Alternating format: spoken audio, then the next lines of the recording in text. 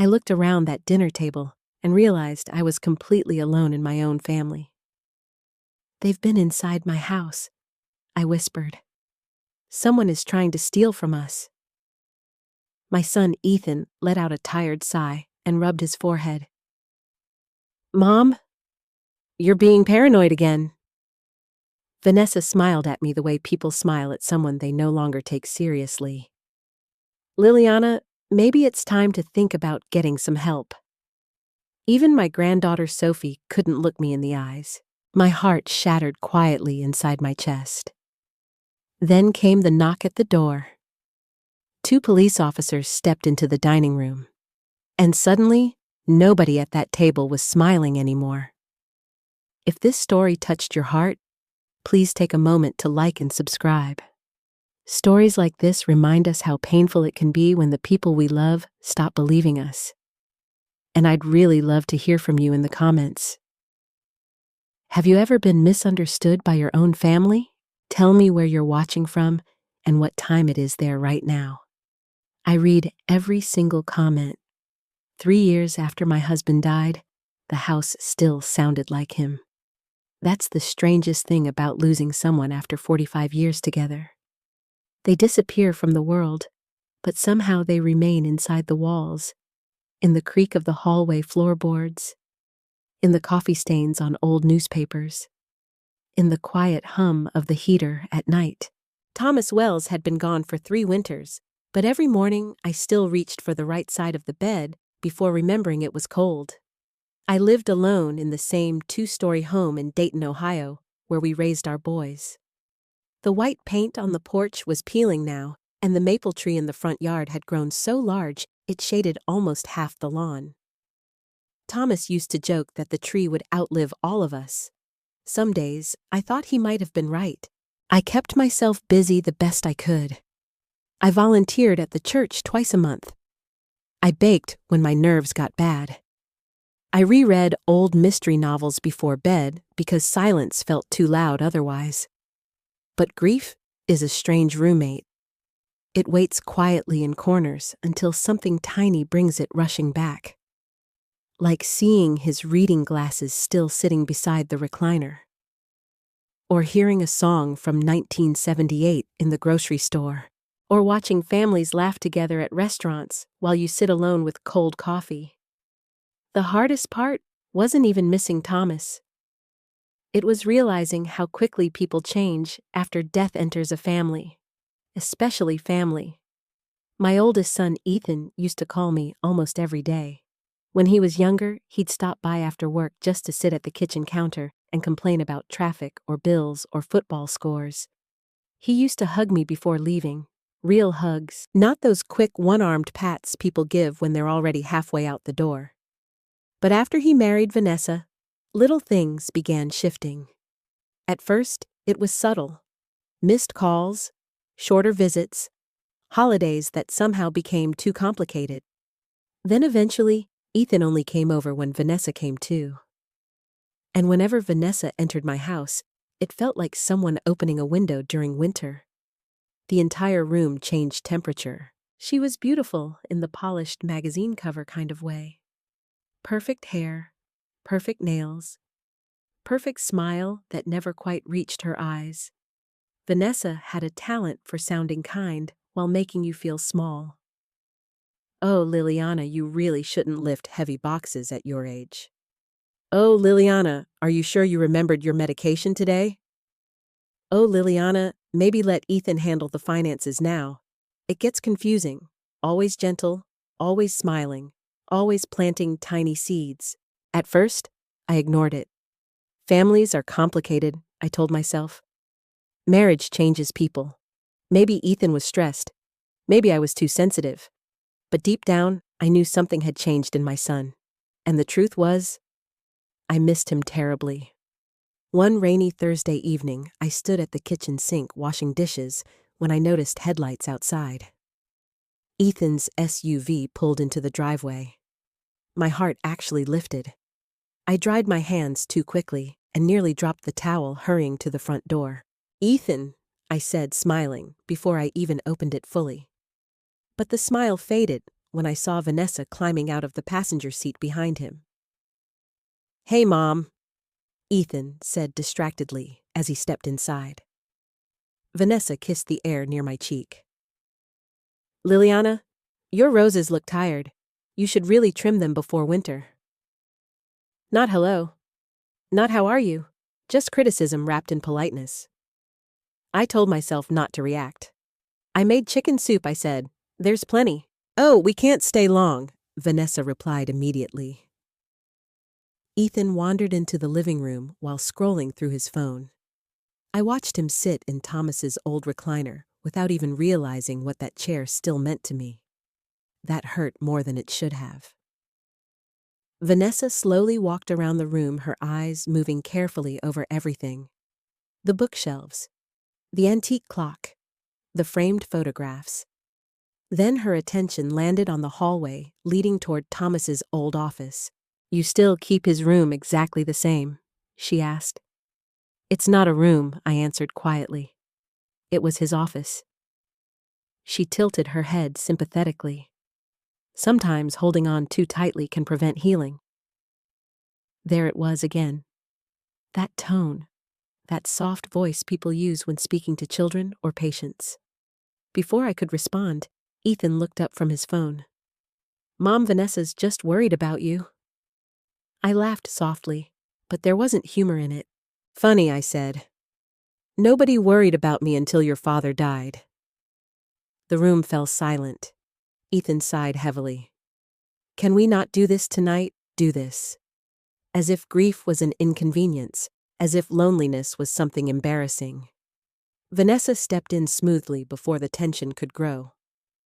"We actually wanted to talk to you about Thanksgiving."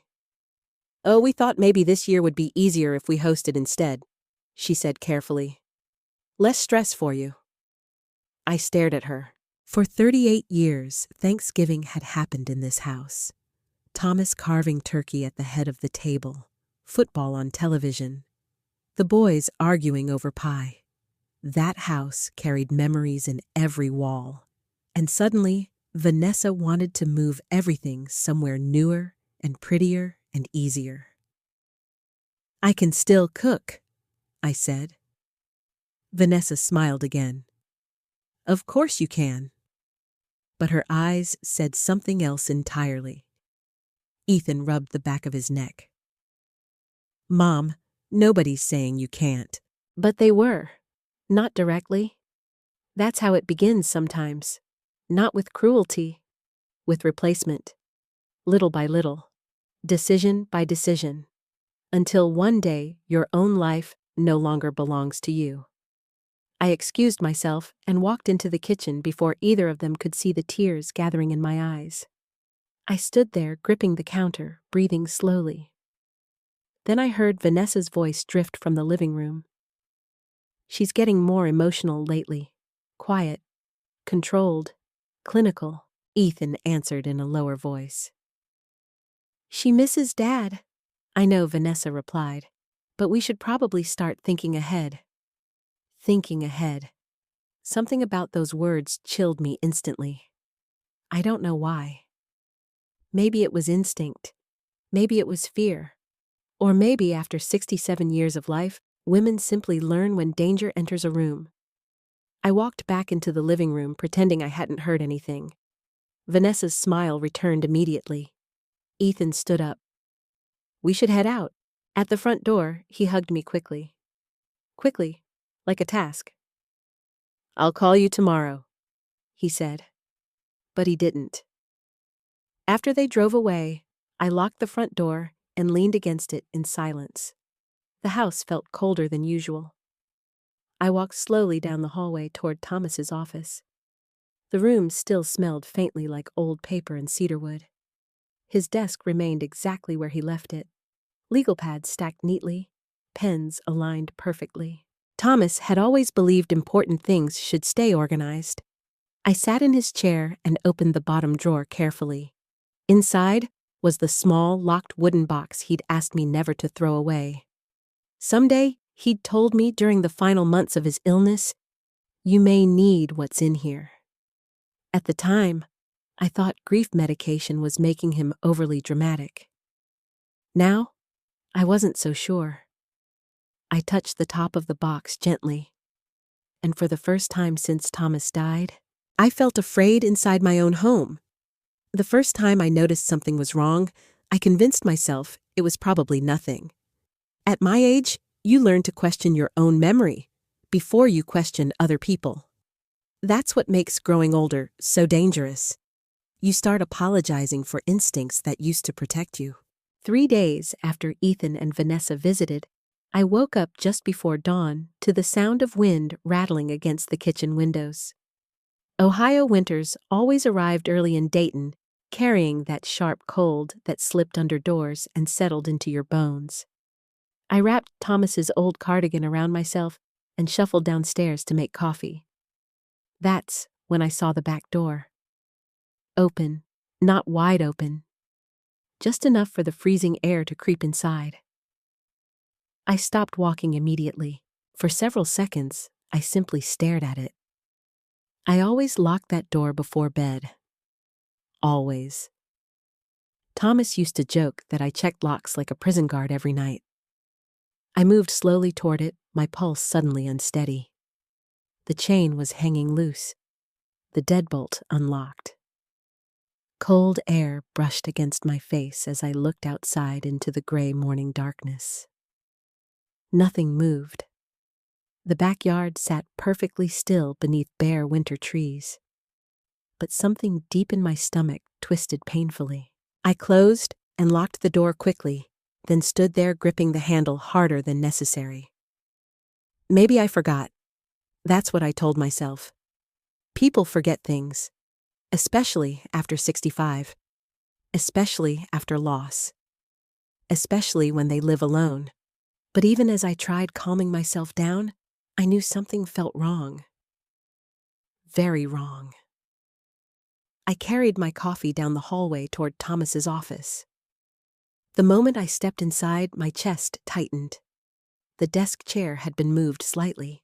Not much, just enough. Thomas's office was the one room in the house I kept perfectly untouched. Every pen, every file, every paperclip remained exactly where he left it, and now the chair was angled differently. I stared at it for a long time. Then I walked carefully toward the desk and opened the bottom drawer where the wooden box was hidden. Still there. Locked. Untouched. At least that's what I thought at first. Then I noticed the folders beside it. Shifted. The blue folder that always sat underneath the black ledger now rested on top instead. Someone had looked through them. I knew it. My breathing became shallow. I searched the room quickly after that. Cabinets, shelves, drawers. Nothing obvious was missing. But things had been touched, moved, disturbed. The feeling reminded me of coming home years ago after a storm and realizing someone had walked through the house wearing muddy shoes. Even after the mess was cleaned, you still felt violated. I called Ethan immediately. He answered on the 4th ring, sounding distracted. "Hey, Mom, someone was in the house," I said before he could say anything else. Silence, then a tired exhale. "What?" The back door was open. Thomas's office has been searched. "Mom." "No, Ethan, listen to me. Someone went through your father's files." Another pause. Then came that voice people use when they think you're overreacting. "You probably forgot to lock the door." "I did not forget." "Okay, but maybe you moved the folders yourself." My grip tightened around the phone. "I know what my own house looks like." "I'm not saying you don't," he replied carefully. "I'm just saying sometimes stress can make things feel bigger than they are." Stress. Such a convenient word. A polite way to dismiss someone without sounding cruel. "I'm coming over," I said firmly. "Mom, I'm at work. Then come tonight." Another pause. "Fine," he finally muttered. That evening, Ethan arrived alone. Oddly enough, I felt relieved Vanessa wasn't with him. He walked through the house quickly, checking windows and doors like someone completing a chore they didn't believe mattered. "Everything looks fine," he said. "Come look at the office." He followed me down the hallway with visible impatience. I pointed at the desk. The chair was moved. Ethan looked at it blankly. "Mom? It's a chair." The folders were touched. "You probably forgot." I did not forget. His jaw tightened slightly. "Okay. Even if somebody came in, nothing's missing. Yet." That word hung heavily between us. Ethan rubbed both hands over his face. "You've been alone too much." The sentence hurt more than I expected, because part of me feared he might be right. After Thomas died, silence had become my closest companion. Sometimes entire days passed without hearing another human voice. What if grief really was affecting me? What if loneliness had started turning into paranoia? Before I could answer, Ethan suddenly noticed the wooden box partially hidden in the drawer. "What's that?" I moved instinctively in front of it. Nothing important. His eyes narrowed slightly. "Dad's stuff." "Yes. You still haven't gone through all this? Some things don't need rushing." Ethan sighed heavily again. "Mom, you can't live inside a museum forever." Museum, that's what my marriage had become to him. A collection of old things taking up space. He left 20 minutes later after promising to check in more often. But his expression told me he wasn't worried about intruders. He was worried about me. The next afternoon, I noticed the car for the first time. A dark, gray sedan parked across the street near the corner mailbox. I didn't recognize it. At first, I ignored it, but when I looked outside an hour later, it was still there. The following morning, it returned. Same car, same spot. A man sat inside wearing sunglasses despite the cloudy weather. My stomach tightened immediately. I pretended to water the porch plants while secretly watching him. The moment he noticed me looking, he drove away. That night, I barely slept. Every creak in the house sounded louder. Every shadow looked unfamiliar. Around midnight, I got out of bed and checked the locks twice. Then 3 times. At 2 in the morning, I walked into Thomas's office again. The room felt colder than usual. Moonlight stretched across the desk. I opened the wooden box carefully. Inside were legal documents, property records, bank papers, and a sealed envelope with Thomas's handwriting across the front. "For Liliana only." I touched the envelope but didn't open it. Not yet. Something about it frightened me. The next morning, Vanessa called unexpectedly. That alone was unusual. "Hi, Liliana," she said brightly. "How are you feeling today?" Feeling, not doing. Feeling, like I was a patient being monitored. "I'm fine. I heard you've been upset about someone being in the house."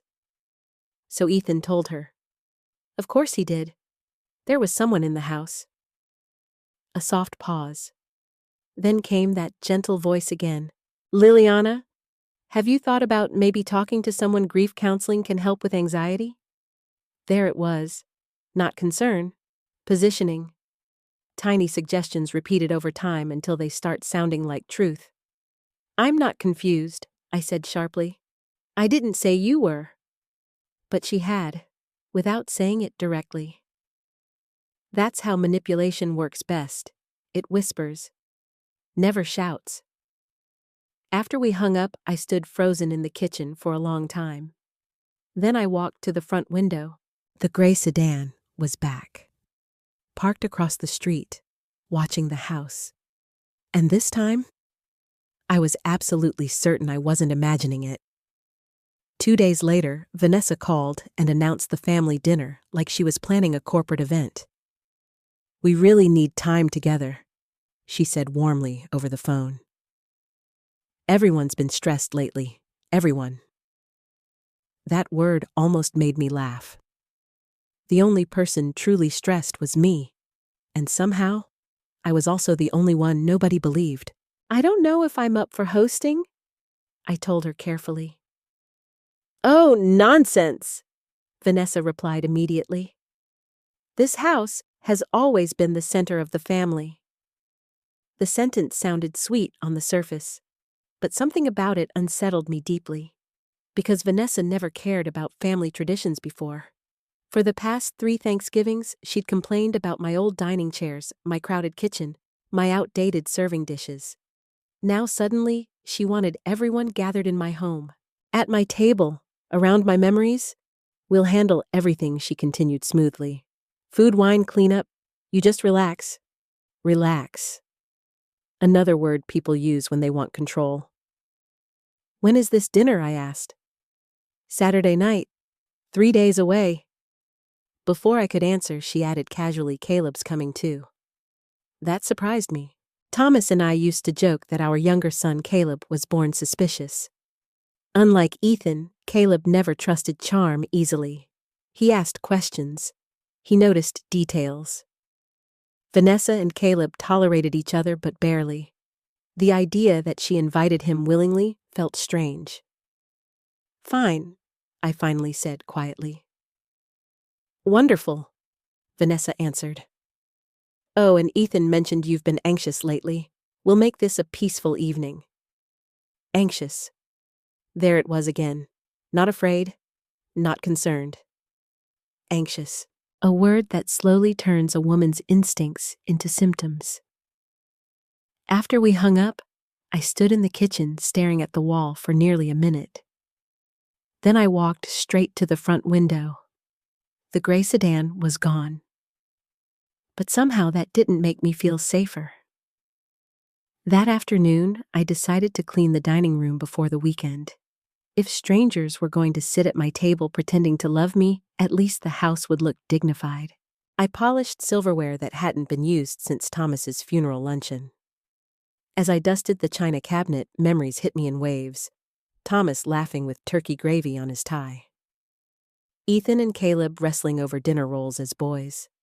Sophie at age 6 proudly helping me decorate cookies. Back then, this house felt warm.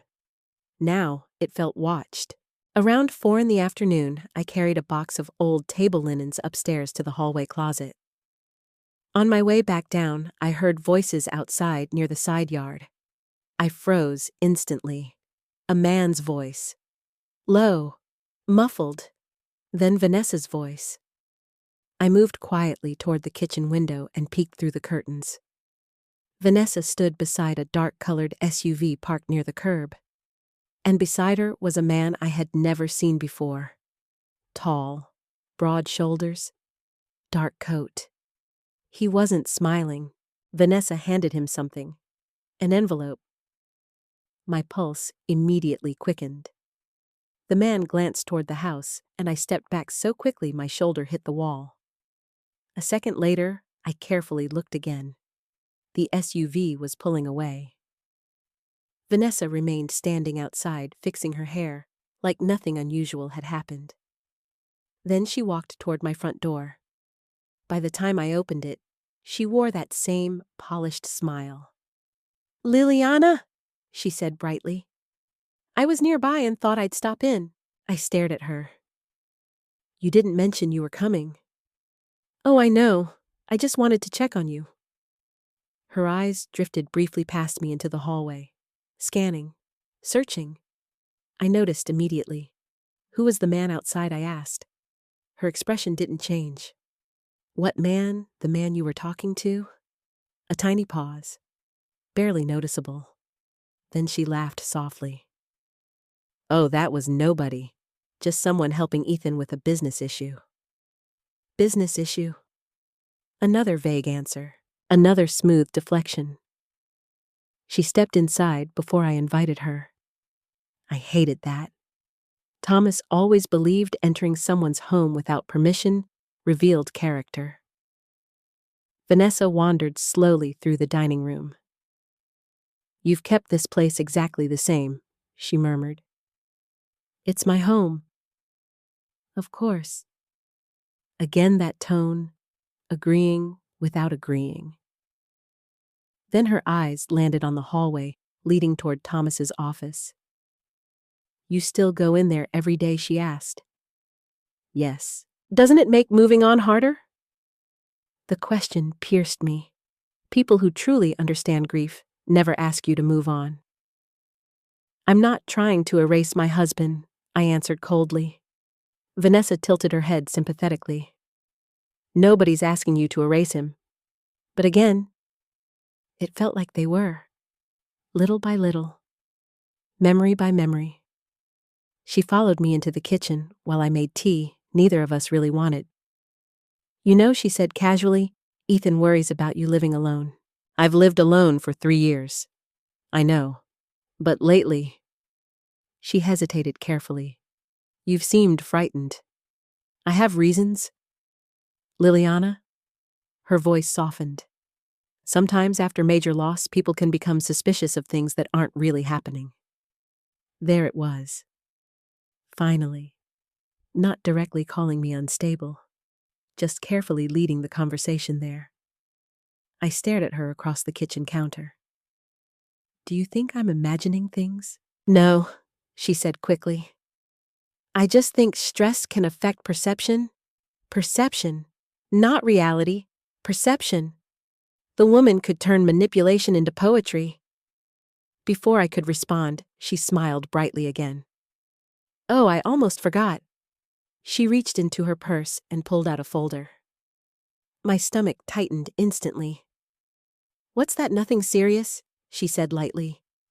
"Just some emergency contact paperwork Ethan thought would be smart." I didn't touch it. "What kind of paperwork?" "In case something ever happens medically."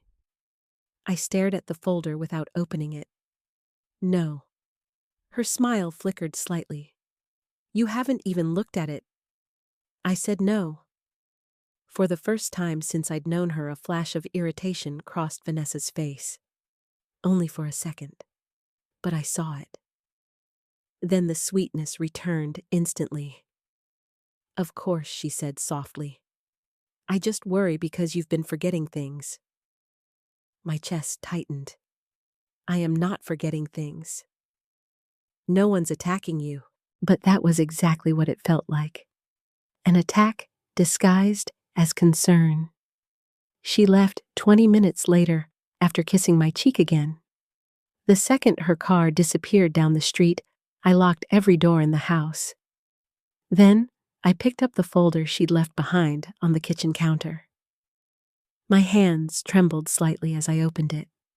Inside were medical release forms, financial authorization forms, temporary decision-making agreements. My breath caught painfully in my throat. There, buried in the stack, was a phrase that made my entire body go cold. Cognitive decline concerns. I sat down slowly at the kitchen table. Suddenly, all the little comments made sense. The concern, the anxiety talk, the memory comments. They weren't random. They were building something. A narrative. I grabbed the folder tighter. Then another terrifying realization hit me. If Vanessa was already preparing paperwork, then this had started long before I noticed the open door, long before the gray sedan, long before Ethan began doubting me. Someone had been planning this carefully, and somehow, I was already behind. That night, I couldn't sleep at all.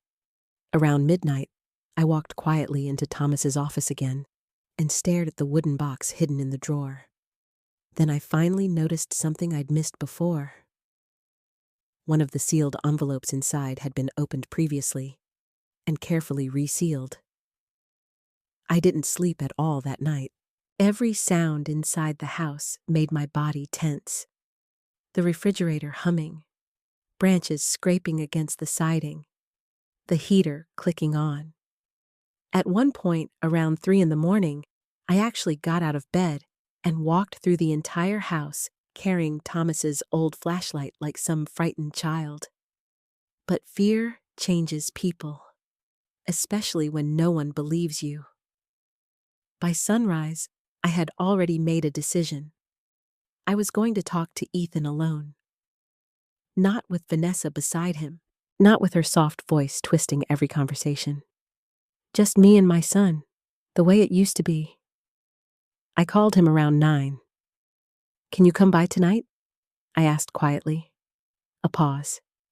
"Why I need to talk to you?" Another pause. "Then is this about the house again?" The way he said it hurt, like my fear had become an inconvenience. "Yes." He sighed heavily into the phone. "Mom, please." Silence stretched between us. Finally, he answered fine.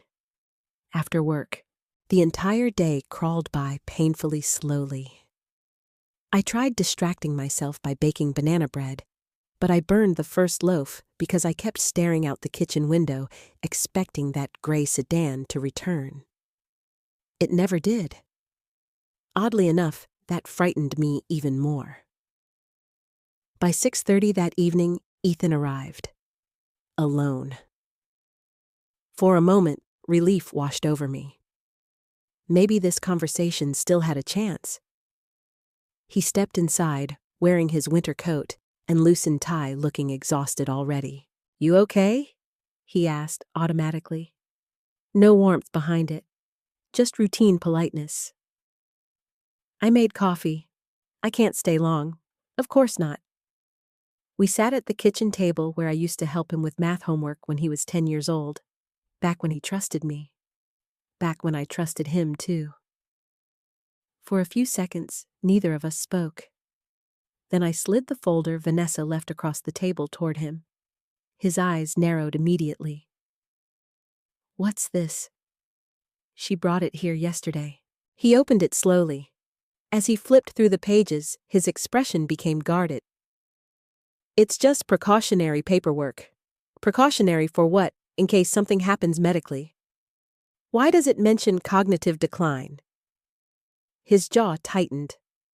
"Mom, it's standard wording." "No, it isn't." He rubbed his forehead again, already irritated. "You're making this bigger than it is." I stared at him in disbelief. "Someone has been inside my house. Your wife is bringing legal paperwork about my mental condition. There's a strange man meeting her outside my home. And you think I'm overreacting?" His expression shifted instantly at that. "What strange man?" I leaned forward. "So, she didn't tell you? Tell me what I saw her outside with someone 2 days ago?" Tall man, dark coat. They were exchanging envelopes. Ethan stared at me for a moment before letting out a short laugh of frustration. "Mom! Seriously, I'm serious. You've built this entire conspiracy in your head." My chest tightened painfully. "This is not in my head." "Yes, it is," he snapped suddenly. The force in his voice stunned me silent. Ethan immediately looked away, guilty for losing his temper. But the damage was already done. I swallowed hard before speaking again. "Do you honestly think I'm losing my mind?" His silence answered before his words did. "That's not what I said." "But you're thinking it." "No," he replied quickly. "I think you're lonely. I think Dad's death hit you harder than you admit." Tears burned behind my eyes. "You think grief made me stupid?" "No one said stupid." "Then what exactly are you saying, Ethan?" He stood up abruptly and walked toward the sink, frustrated. "I'm saying you're seeing danger everywhere. Because there is danger." He laughed bitterly. "Mom, there are no intruders. Nobody's after your house.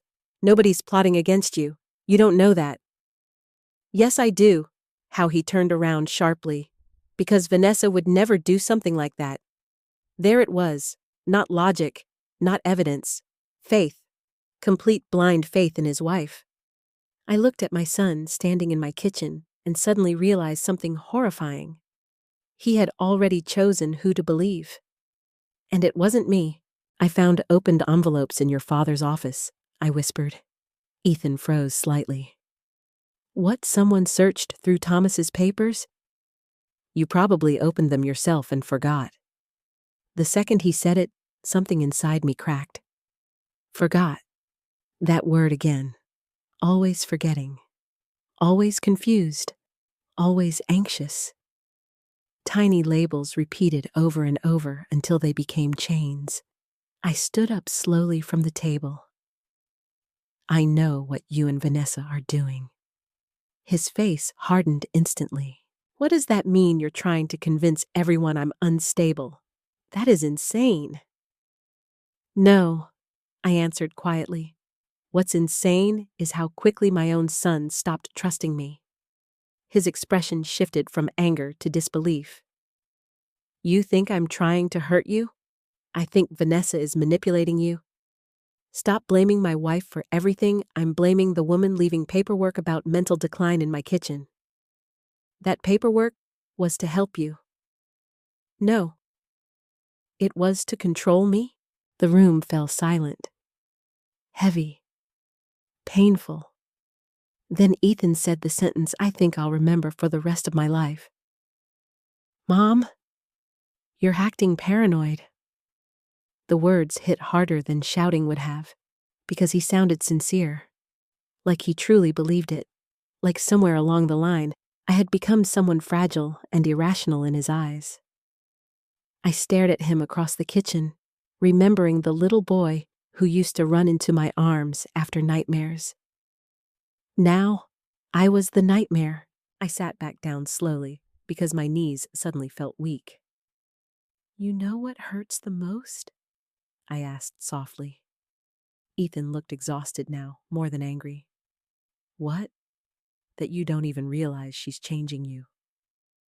He shook his head immediately. No, Mom. Vanessa's trying to help hold this family together while you push everyone away. I laughed softly through tears. That's what you think this is. What else am I supposed to think? I looked at him for a long moment before answering. You're supposed to think maybe your mother deserves to be believed. The silence afterward felt unbearable. Then footsteps sounded in the hallway. Sophie.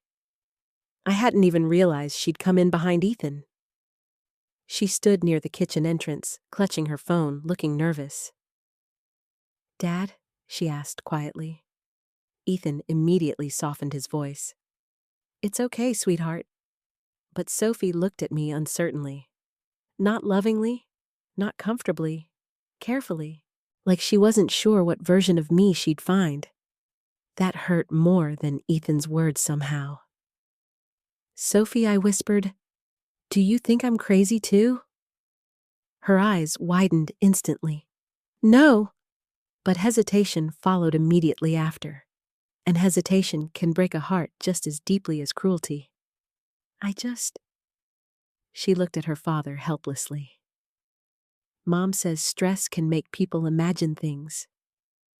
There it was again. Vanessa's voice. Inside everyone else now? I looked down at the kitchen table because suddenly I couldn't bear seeing either of them. For the first time in my life, I felt completely alone inside my own family. Ethan walked toward the door a few minutes later. We'll talk again after dinner Saturday, he said gently, like calming someone unstable. Then he added the sentence that made cold fear crawl up my spine. Vanessa's only trying to protect you. Protect me. No. Something deep inside me knew the truth already. Vanessa wasn't trying to protect me. She was preparing something. And somehow, Saturday night was part of the plan. The morning after Ethan left, I sat alone at the kitchen table, staring at my untouched coffee for nearly an hour. Everything inside me felt exhausted. Not physically, emotionally. There's a particular kind of heartbreak that comes from realizing the people you once protected as children no longer see you as reliable. It feels like slowly disappearing while still being alive enough to notice it happening. Outside, snow flurries drifted lightly across the front yard. The maple tree branches scratched softly against the windows. The house suddenly felt enormous. Too quiet. Too empty. I kept replaying Ethan's words in my mind. "You're acting paranoid." I must have heard them 100 times by noon. Maybe that's how manipulation works best. Not by convincing you immediately, but by exhausting you until you begin questioning yourself. Around 1 in the afternoon, the doorbell rang unexpectedly. I nearly jumped. My nerves had become so frayed that even small sounds startled me now. When I opened the door, I found Martha Green standing on the porch, wrapped in a thick brown winter coat, holding a foil-covered casserole dish. Martha had lived next door for almost 25 years. She was 72, blunt as a hammer, and one of the few people left in my life who still spoke without hidden meaning. "I made too much tuna casserole," she announced. "Take some before I change my mind." Despite everything weighing on me, I smiled faintly. "Come in." The moment she stepped inside, she looked at my face carefully. "You look awful." "Well, thank you." "I mean it," she said. "You sick, no?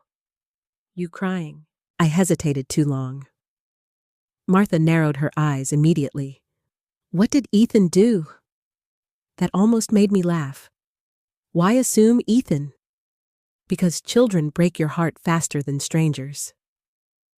She removed her gloves and followed me into the kitchen. 10 minutes later, we sat at the table drinking coffee while snow fell steadily outside.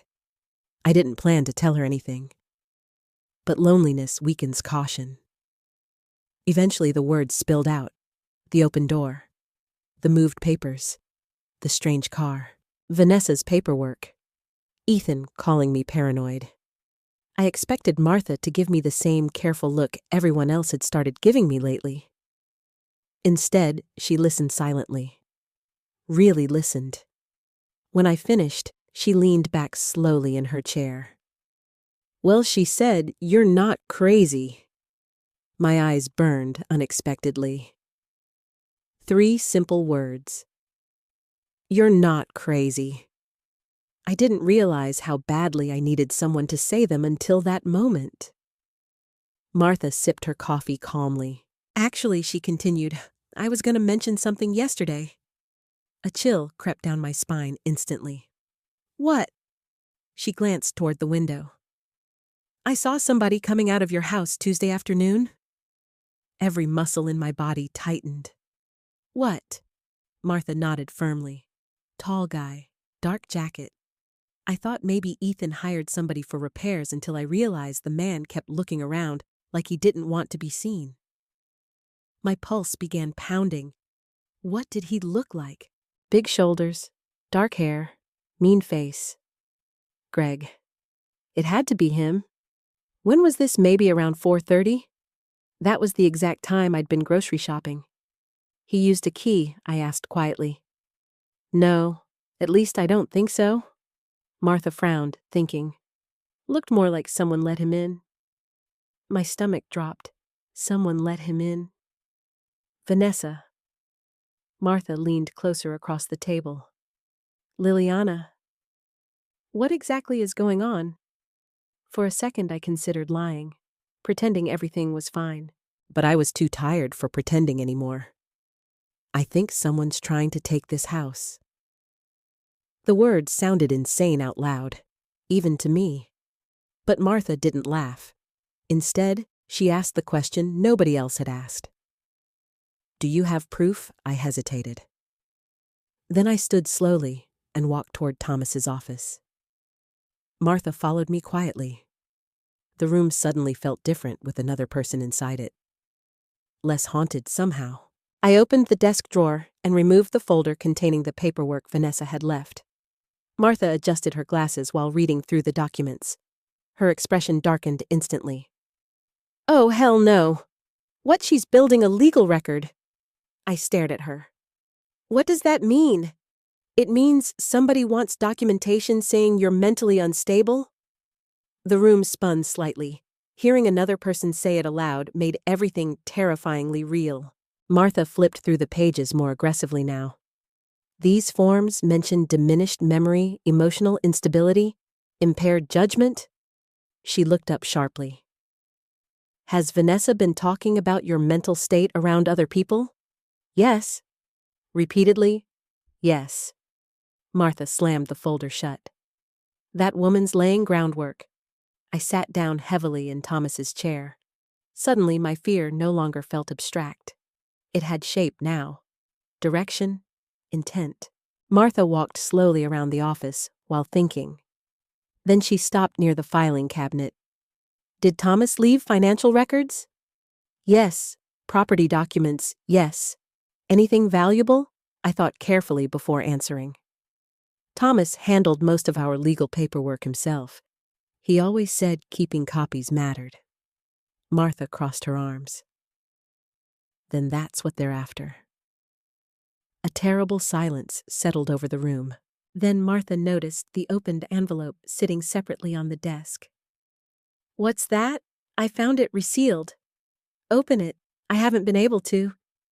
Liliana. My hands trembled slightly as I picked it up.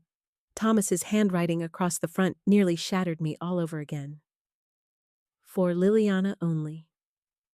Slowly, I opened it. Inside was a folded document and a handwritten note. The note read, If anyone ever pressures you about this house, do not sign anything without Daniel Harper present. My breath caught painfully.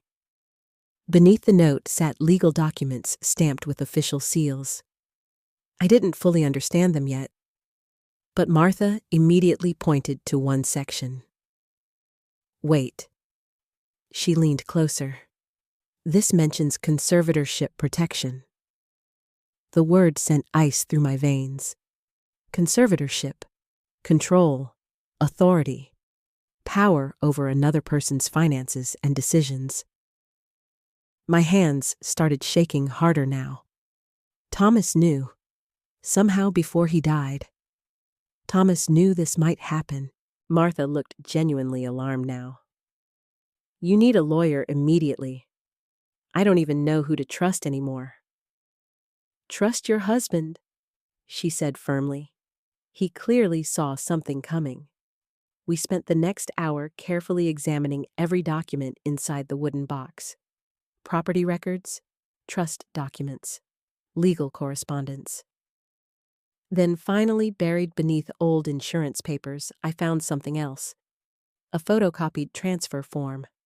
My signature appeared at the bottom. Except, it wasn't my signature. It was close enough to fool strangers, but not close enough to fool me. I stared at it in horror. Someone had already practiced forging my name. Martha whispered the thought I was too terrified to say aloud. This wasn't random. No, it wasn't. This had been planned carefully, slowly, quietly, piece by piece. And suddenly another horrifying realization hit me. Saturday night's family dinner wasn't just a dinner anymore. It was a deadline. I called Daniel Harper the next morning at exactly 8:15. I remember the time because my hands were shaking so badly, I almost dropped the phone while dialing. Thomas had trusted Daniel for over 30 years. He handled everything from our will to property taxes to the paperwork for Thomas's small construction business before retirement. If there was one person outside the family my husband trusted completely, it was him. Still, when the receptionist answered, my throat tightened unexpectedly. What if I'm wrong? I asked Martha quietly before the call connected. Martha looked at me like I'd lost my mind. Liliana, somebody forged your signature. Right, I kept forgetting that part. Fear has a strange way of making obvious truths feel uncertain. A moment later, a calm, older voice came through the receiver. Daniel Harper speaking. Daniel. It's Liliana Wells. There was immediate warmth in his tone. Liliana, how are you holding up? The kindness nearly made me cry right there in my kitchen. Not very well. A pause. Then his voice shifted slightly. What happened? I looked toward Martha before speaking. Then I told him everything. The open door, the searched office, Vanessa's paperwork. the forged signature, the strange man, the family dinner. Daniel didn't interrupt once. When I finally finished, silence stretched across the line for several long seconds. Then he asked quietly, "Did Thomas's envelope mention me specifically?" "Yes." Another pause. I was afraid of this. Cold spread through my chest instantly. "What do you mean?" Liliana Daniel said carefully. "Your husband had concerns before he passed away." I gripped the edge of the kitchen counter harder. Concerns about what about Ethan? The words hit me like ice water. "No," I whispered immediately. "Ethan would never." "I'm not saying Ethan planned anything," Daniel interrupted gently. But Thomas worried Ethan was too trusting, especially where Vanessa was concerned. Martha folded her arms tightly nearby. I closed my eyes. Thomas had seen this coming. Somehow he had seen all of it before I did. "Why didn't he tell me?" I asked softly. "He didn't want to poison your relationship with your son unless absolutely necessary." That sounded exactly like Thomas. Always protecting everyone, even while dying. Daniel continued carefully. "Toward the end of his illness, Thomas became very focused on safeguarding the house and your finances." I sat down slowly at the kitchen table. "What exactly did he do?" "There's a trust attached to the property. I know about the trust." "No," Daniel said quietly. "You know part of it?" A chill moved through me. "What does that mean?" "It means Thomas included additional protective clauses?" I glanced toward Martha. Neither of us spoke. Daniel lowered his voice slightly.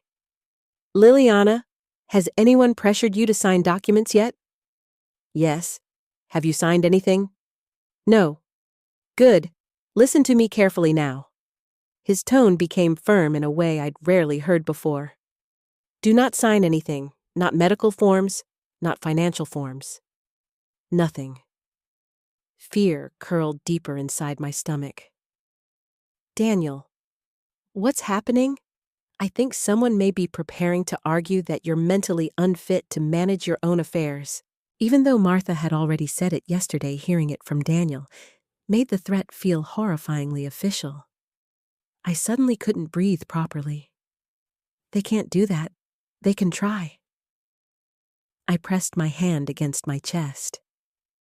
"But Ethan wouldn't," Liliana Daniel interrupted softly. "People rarely believe they're hurting family when manipulation happens gradually." The sentence crushed me because deep down, I knew he was right. Daniel sighed heavily on the phone.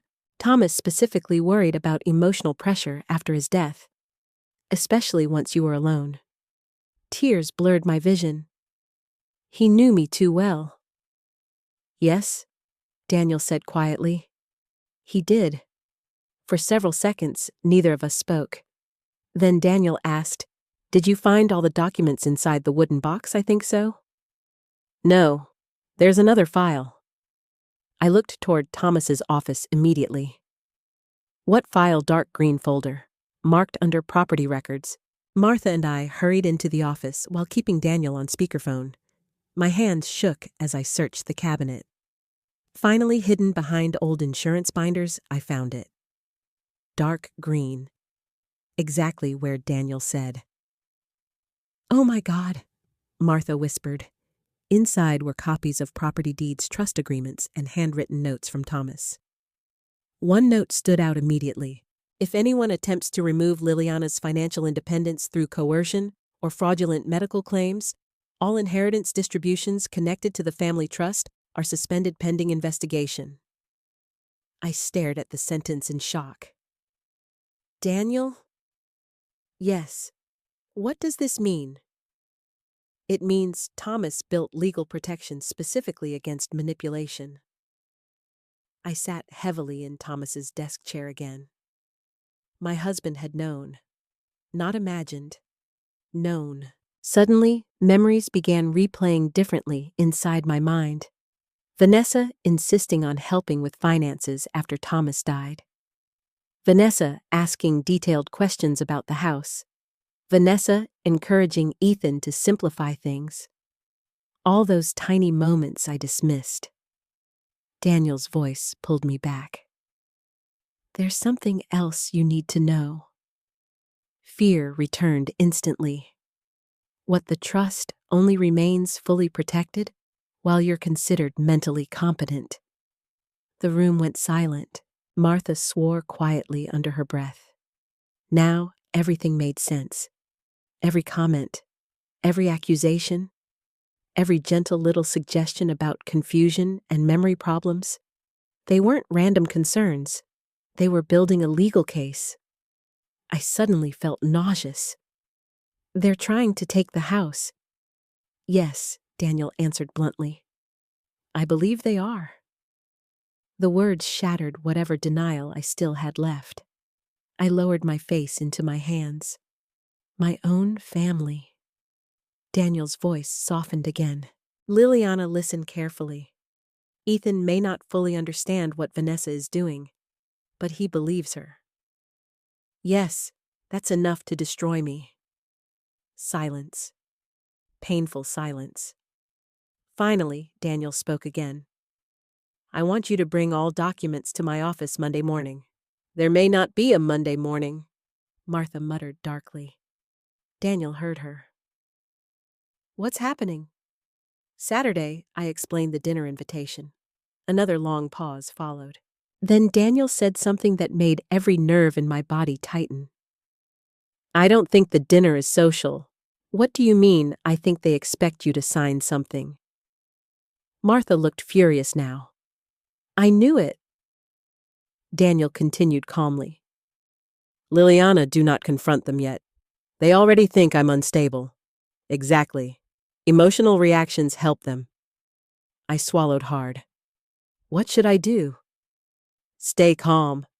Say nothing about the trust. And whatever happens, his voice became extremely serious. Do not let them isolate you during that dinner. After we hung up, the house felt eerily still again. Martha paced the kitchen while muttering angrily under her breath. I sat motionless at the table, staring at Thomas's handwriting. The realization hurt worse than fear. My husband had spent the final months of his life preparing to protect me after he was gone. Because somewhere deep down, he knew I might eventually stand alone. That thought nearly broke me. Martha suddenly stopped pacing. Wait. What that man Vanessa met outside your house? Greg. What about him? If they're building legal pressure, they'll need somebody to make things look official. I frowned slightly. What do you mean, a fake financial advisor? A consultant?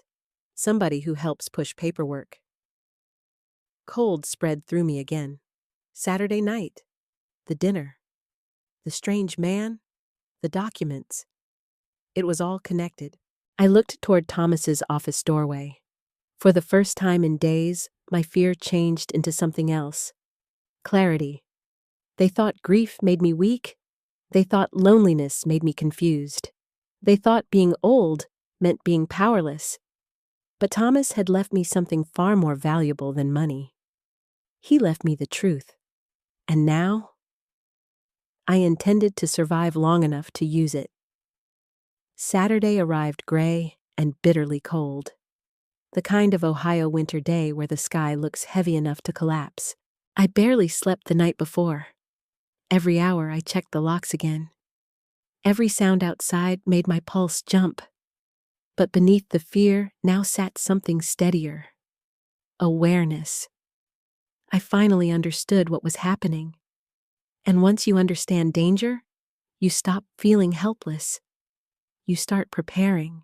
By 8 in the morning, I had already moved the original trust documents out of Thomas's office and hidden them inside an old sewing box in the attic. No one in this family had touched that attic in years. Vanessa hated dust too much to climb up there herself. I kept only photocopies inside the office drawer. Let them search again if they wanted. They wouldn't find what mattered. After that, I sat at the kitchen table with a yellow legal pad and began writing down everything that had happened over the past few weeks. Dates, times, conversations, the gray sedan, the forged signature, the paperwork Vanessa left behind, the man outside the house. Thomas always believed written records mattered. Memory fades, he used to say. Paper doesn't. By noon, my nerves were stretched thin. Then the phone rang. Vanessa. Of course, I stared at the screen before answering. "Hello, Liliana," she said brightly. "Still on for tonight?" Her voice sounded cheerful, relaxed, like she wasn't trying to dismantle my life piece by piece. "Yes, wonderful. Ethan's picking up Caleb at 5 and we'll all arrive around 6. I noticed she said arrive, not come over. Arrive, like this was an event with a purpose. "Sounds fine," I answered carefully. A pause followed. Then Vanessa spoke again, her voice softer now. "How are you feeling today?" There it was again. Not how are you feeling? As though my emotional state itself had become the subject. "I'm fine." "That's good." Another pause. "Ethan worries about you." "No, Ethan worries about the version of me she keeps describing to him." I said nothing. Vanessa continued smoothly. "You know, tonight might actually be a good opportunity for everyone to clear the air." Clear the air, meaning pressure me, corner me, convince me. "Maybe," I said quietly. "Well," she replied sweetly, "we all just want what's best for you." The sentence chilled me more than open cruelty ever could, because manipulative people always hide behind concern. When we hung up, I immediately wrote the exact conversation onto my legal pad. Martha arrived shortly afterward carrying grocery bags and determination. "I'm not leaving you alone tonight," she announced. I blinked in surprise. "Martha!" "Nope." She marched into the kitchen like she owned it. "I already called my daughter and canceled dinner." "You don't need to do that." "Yes, I do." She placed a carton of eggs onto the counter harder than necessary. "That woman's planning something." I lowered my voice instinctively. "What if we're wrong?" Martha turned sharply toward me. Liliana listened carefully. Her expression softened slightly. Normal people do not secretly prepare mental competency paperwork behind someone's back. I knew she was right, but part of me still clung desperately to denial. Because accepting the truth meant accepting something unbearable. My son had chosen the wrong side. Around 4 in the afternoon, Caleb arrived unexpectedly, alone. That alone felt unusual. He knocked twice before stepping inside, carrying a 6-pack of soda under one arm. Unlike Ethan, Caleb still hugged me properly. Real warmth. Real concern. "You okay?" he asked immediately after pulling back. The question nearly broke me. "I'm managing." Caleb studied my face carefully. "You look stressed." Before I could answer, Martha snorted loudly from the kitchen. "She has reasons." Caleb looked between us both. "What's going on?" I hesitated. Part of me wanted to protect him from all of it. Another part of me was simply too tired to keep carrying the fear alone. So I told him, not everything, not the trust, not Daniel, but enough. The break-in, the paperwork, the strange man. Caleb listened quietly with his arms folded. Unlike Ethan, he didn't interrupt immediately. When I finished, he frowned deeply. "That paperwork thing sounds weird." Relief washed through me instantly. Finally, someone else saw it. "I knew it," Martha muttered. Caleb rubbed his jaw thoughtfully. "Vanessa's been acting strange lately." I looked up sharply. "What do you mean?" "She keeps pushing Ethan about future planning." He made quotation marks with his fingers. "Financial stuff, medical stuff, estate stuff." My stomach tightened. "Did Ethan agree with her?" Caleb hesitated. That's the problem. I honestly don't think Ethan realizes how far she's taking it. The sentence hurt badly because it sounded true. Ethan wasn't cruel by nature. Weak maybe, blind maybe, but not cruel. That somehow made everything sadder. Caleb leaned against the kitchen counter. You know Vanessa's uncle fought over inheritance money for years, right? No. She grew up around a lot of ugly family legal battles. Martha folded her arms tighter. That explains plenty. Caleb looked uneasy now. I'm not saying she's trying to steal your house.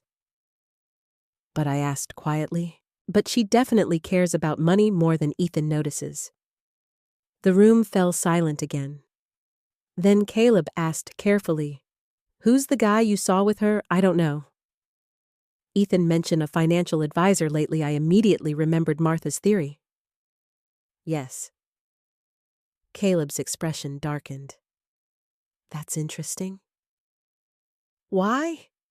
Because Ethan told me some financial consultant might stop by dinner tonight. Ice spread slowly through my chest. There it was. The setup. Official-looking strangers. Paperwork. Family pressure. All at my dining room table. Caleb must have seen the fear on my face because his tone softened immediately. Hey. He stepped closer. You don't have to sign anything tonight. I know. You sure? I looked at him carefully. Do you think they'd really push that far? Caleb hesitated too long. And that hesitation answered everything. By 5:30, twilight had already darkened the neighborhood outside. Snow flurries drifted across the windows while Martha helped me prepare the dining room. The table looked beautiful. Candles, polished silverware, Thomas's favorite navy tablecloth. It hurt knowing what this dinner truly was beneath the surface. Not family. Strategy. At exactly 6 o'clock, headlights appeared outside. My body instantly tensed. Ethan's SUV pulled into the driveway first. Another unfamiliar dark vehicle followed behind it. I froze. Greg. Martha quietly squeezed my arm. Stay calm. The front door opened moments later. Voices filled the hallway. Vanessa entered first wearing an expensive cream-colored coat and that same flawless smile. Liliana, she said warmly, kissing my cheek. Everything smells wonderful. Behind her came Ethan, then Sophie, then Caleb, and finally, the man from outside my house. Tall, dark coat, controlled expression. Greg Turner. Vanessa smiled brightly as she gestured toward him. Oh, and this is Greg. He's been helping us with some financial planning ideas. Greg extended his hand toward me. His eyes looked cold. Professional, careful, the kind of eyes that measured people. I forced myself to shake his hand anyway. For one brief second, he held my gaze too long, almost like a warning. And in that moment, I knew with absolute certainty. Tonight was not a family dinner. It was an ambush. The strangest thing about betrayal is how normal it looks in the beginning. People still smile. They still compliment your cooking. They still ask you to pass the bread. And somehow, that makes it even worse. Because evil rarely announces itself loudly at first. Sometimes, it sits politely at your dining room table. I stood near the stove, pretending to focus on dinner, while secretly watching everyone move through the kitchen. Vanessa uncorked wine bottles with practiced elegance, laughing softly at things Ethan said. Sophie scrolled through her phone between helping set plates on the table. Caleb lingered nearby with the tense expression of someone slowly realizing he'd walked into the wrong situation. And Greg Turner? Greg watched everything. Not openly, professionally. The way a man watches a negotiation before the contracts appear. Every instinct inside me screamed that he did not belong in my house. Yet there, He stood beside my china cabinet, smiling politely at family photographs. "That your husband?" he asked, pointing toward a framed picture of Thomas. "Yes." Greg nodded slowly. "He looks like a smart man." The comment sounded harmless, but something about the way he said it unsettled me deeply. Before I could answer, Vanessa stepped smoothly beside him. "Thomas handled all the financial planning himself," she explained casually. I looked at her sharply. "Why was she discussing finances already?" Greg gave a sympathetic nod. "That can make transitions difficult after loss." Transitions, another carefully chosen word. Not grief, not family. Transitions, as though my husband's death were simply a business adjustment. I forced a tight smile and carried the casserole dish toward the dining room before my temper slipped. The dining table looked beautiful under candlelight.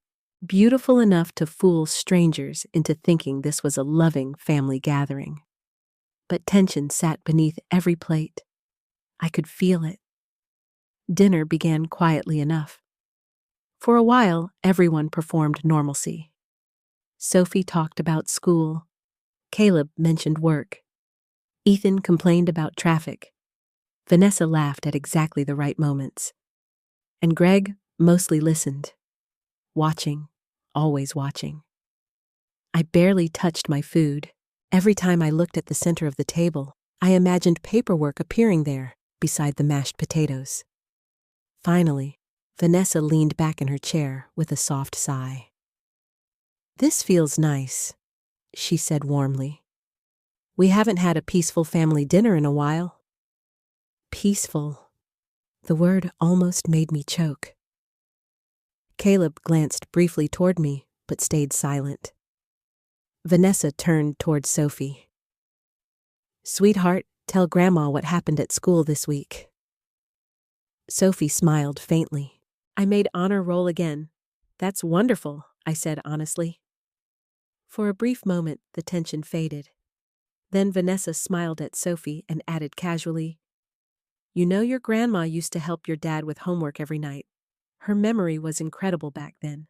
Back then. The sentence landed exactly how she intended. Subtle, gentle, cruel. I saw Caleb's eyes narrow immediately. Even Ethan shifted uncomfortably. I set down my fork carefully. My memory still works just fine. Vanessa smiled quickly. "Of course it does." But Greg was watching me now with professional interest, evaluating, studying, like I was part of a report already forming inside his head. A few minutes later, Ethan cleared his throat awkwardly. "So, Greg's actually been helping us think through some future planning ideas." There it was. Finally. The real dinner had begun. I stayed silent. Greg folded his hands calmly on the table.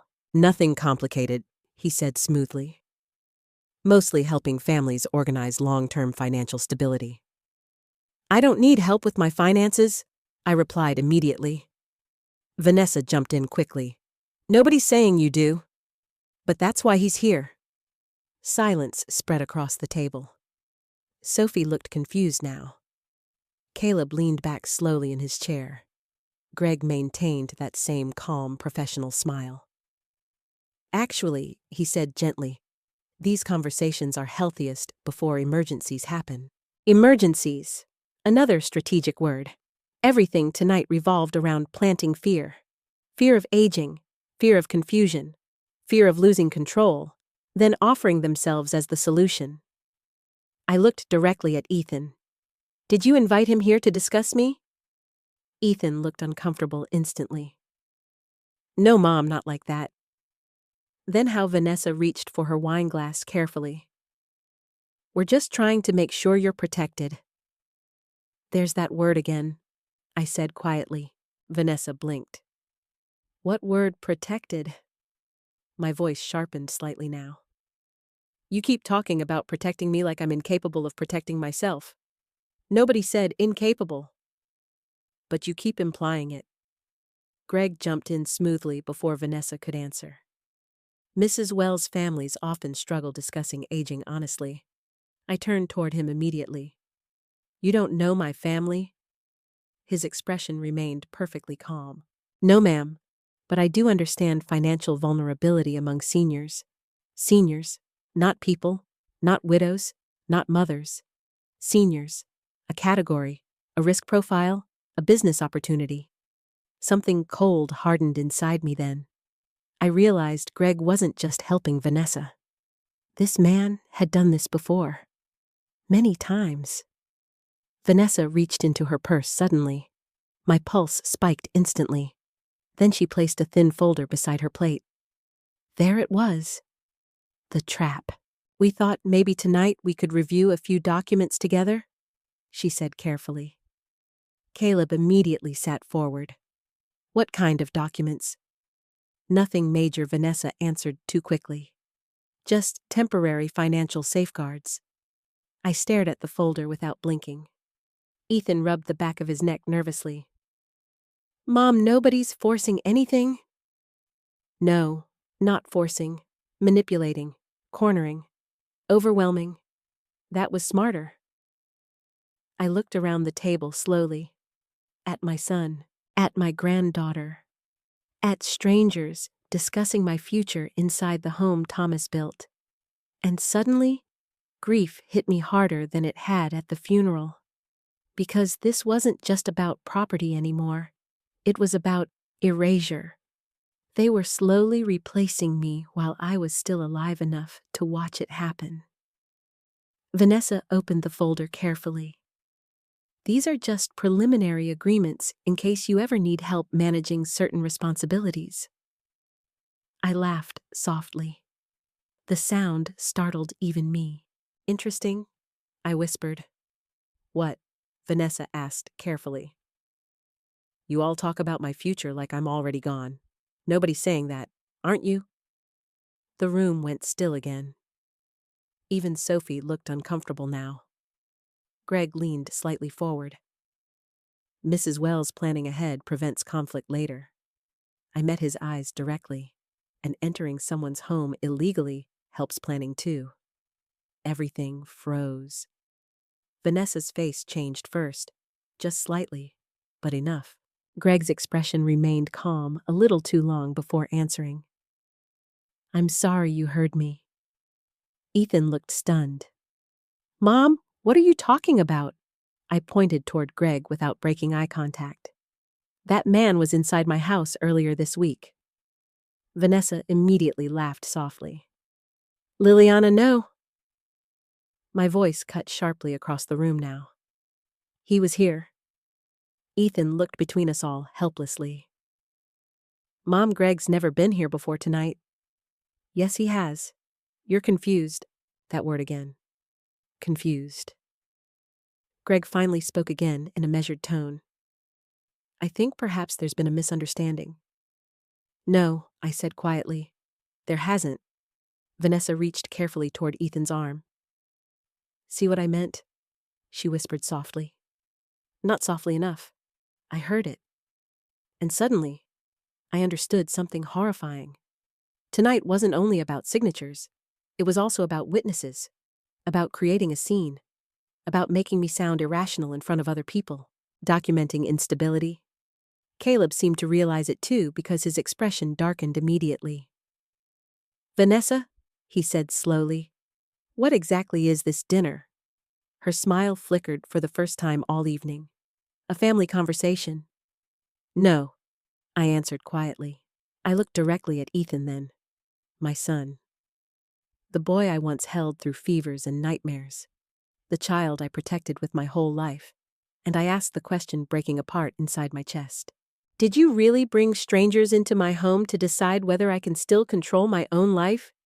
Ethan opened his mouth, but before he could answer, the doorbell rang. And every single person at that table froze. Nobody moved after the doorbell rang. For one suspended moment, the only sound in the room was the soft crackling of candle flames and the faint hum of the refrigerator from the kitchen. Then Vanessa recovered first. I'll get it, she said quickly. No, I answered immediately. My voice came out sharper than I intended. Vanessa paused. Something flashed briefly across her face. Not fear exactly, alarm? That tiny expression alone told me more than words could have. I slowly pushed back my chair and stood up. I'll answer my own door. Ethan rubbed both hands over his face again, exhausted and frustrated. Mom, nobody's attacking you. I looked at him sadly.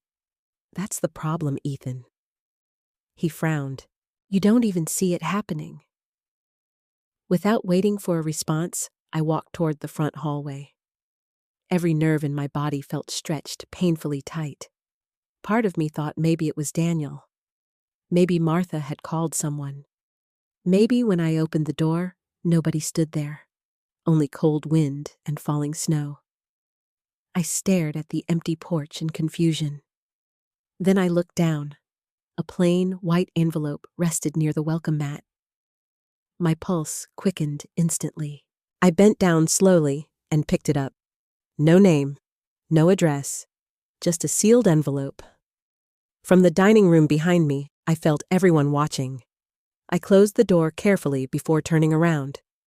What is it? Ethan asked. I don't know. Vanessa stood now too, her expression carefully controlled. Probably just a neighbor dropping something off. Maybe. But something deep inside me knew otherwise. I carried the envelope back to the dining room table slowly. Nobody sat anymore. The entire atmosphere had changed. The fake warmth was gone now. All that remained was tension. I opened the envelope carefully. Inside was a single folded sheet of paper, 3 typed sentences. Stop digging through Thomas's files. Sign the papers tonight, or things get worse. Ice flooded my entire body. Caleb stepped closer immediately. What the hell is that? I couldn't answer. Vanessa's face had gone pale. Ethan took the paper from my trembling hands and read it quickly. Then he looked stunned. What is this? I stared directly at Vanessa. You tell me. Are you serious? She snapped suddenly.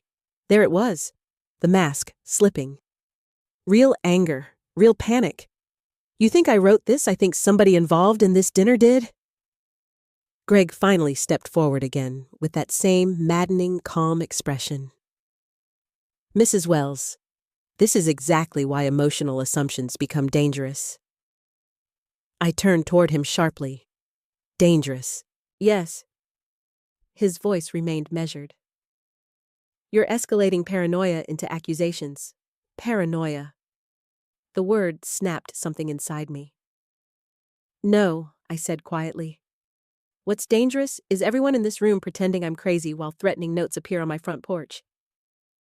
Ethan looked overwhelmed now. Mom, nobody here threatened you. How do you know? Because this is insane? I stared at my son. There it is, again. What you keep using that word. He threw his hands up helplessly. Because none of this makes sense. It makes perfect sense. Vanessa folded her arms tightly. Liliana, you're frightening, Sophie. I looked toward my granddaughter. Sophie stood frozen near the wall, eyes wide with confusion and fear. Not fear of Vanessa. Fear of me. That realization broke my heart all over again. I softened my voice immediately. Sophie, sweetheart, I'm not trying to scare you. Vanessa stepped protectively beside her daughter. You see, she whispered softly toward Ethan. This is exactly what I was talking about. My stomach dropped. She was still doing it, even now, using every emotional moment as evidence. Caleb suddenly spoke sharply. Enough! Everyone turned toward him. His expression looked darker than I'd seen all night. You all keep talking around the issue, he said slowly. So let's say it clearly. Nobody answered. Caleb looked directly at Vanessa. Did you bring Greg here to get Mom to sign something tonight? Vanessa blinked. Of course not. That's not what I asked. Ethan immediately jumped in. "Caleb, stop." "No," Caleb answered firmly, "because something's seriously wrong here." Relief flickered briefly through me. Finally, someone else saw it. Vanessa's polished calm began cracking now. "We're trying to help her. With what exactly Caleb demanded, with planning ahead for what Vanessa hesitated, just long enough." Then Greg stepped smoothly into the silence again. "Long-term cognitive care planning is common after significant behavioral changes." "Behavioral changes." I stared at him in disbelief. "That's what you think this is?" Greg remained calm. "I think grief can manifest in ways families struggle to manage alone." The man spoke like a textbook. Cold, clinical, detached. And suddenly I realized something terrifying. He wasn't improvising. This was rehearsed. Maybe not specifically me, but women like me, widows, elderly homeowners, lonely people, people easy to isolate. My voice turned deadly quiet.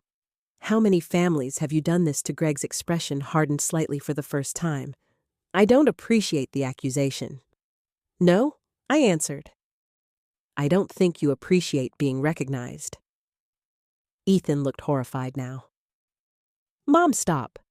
"No." I looked directly at my son. "You brought a stranger into this house to evaluate me like I'm already incapable of running my own life. That's not what this is."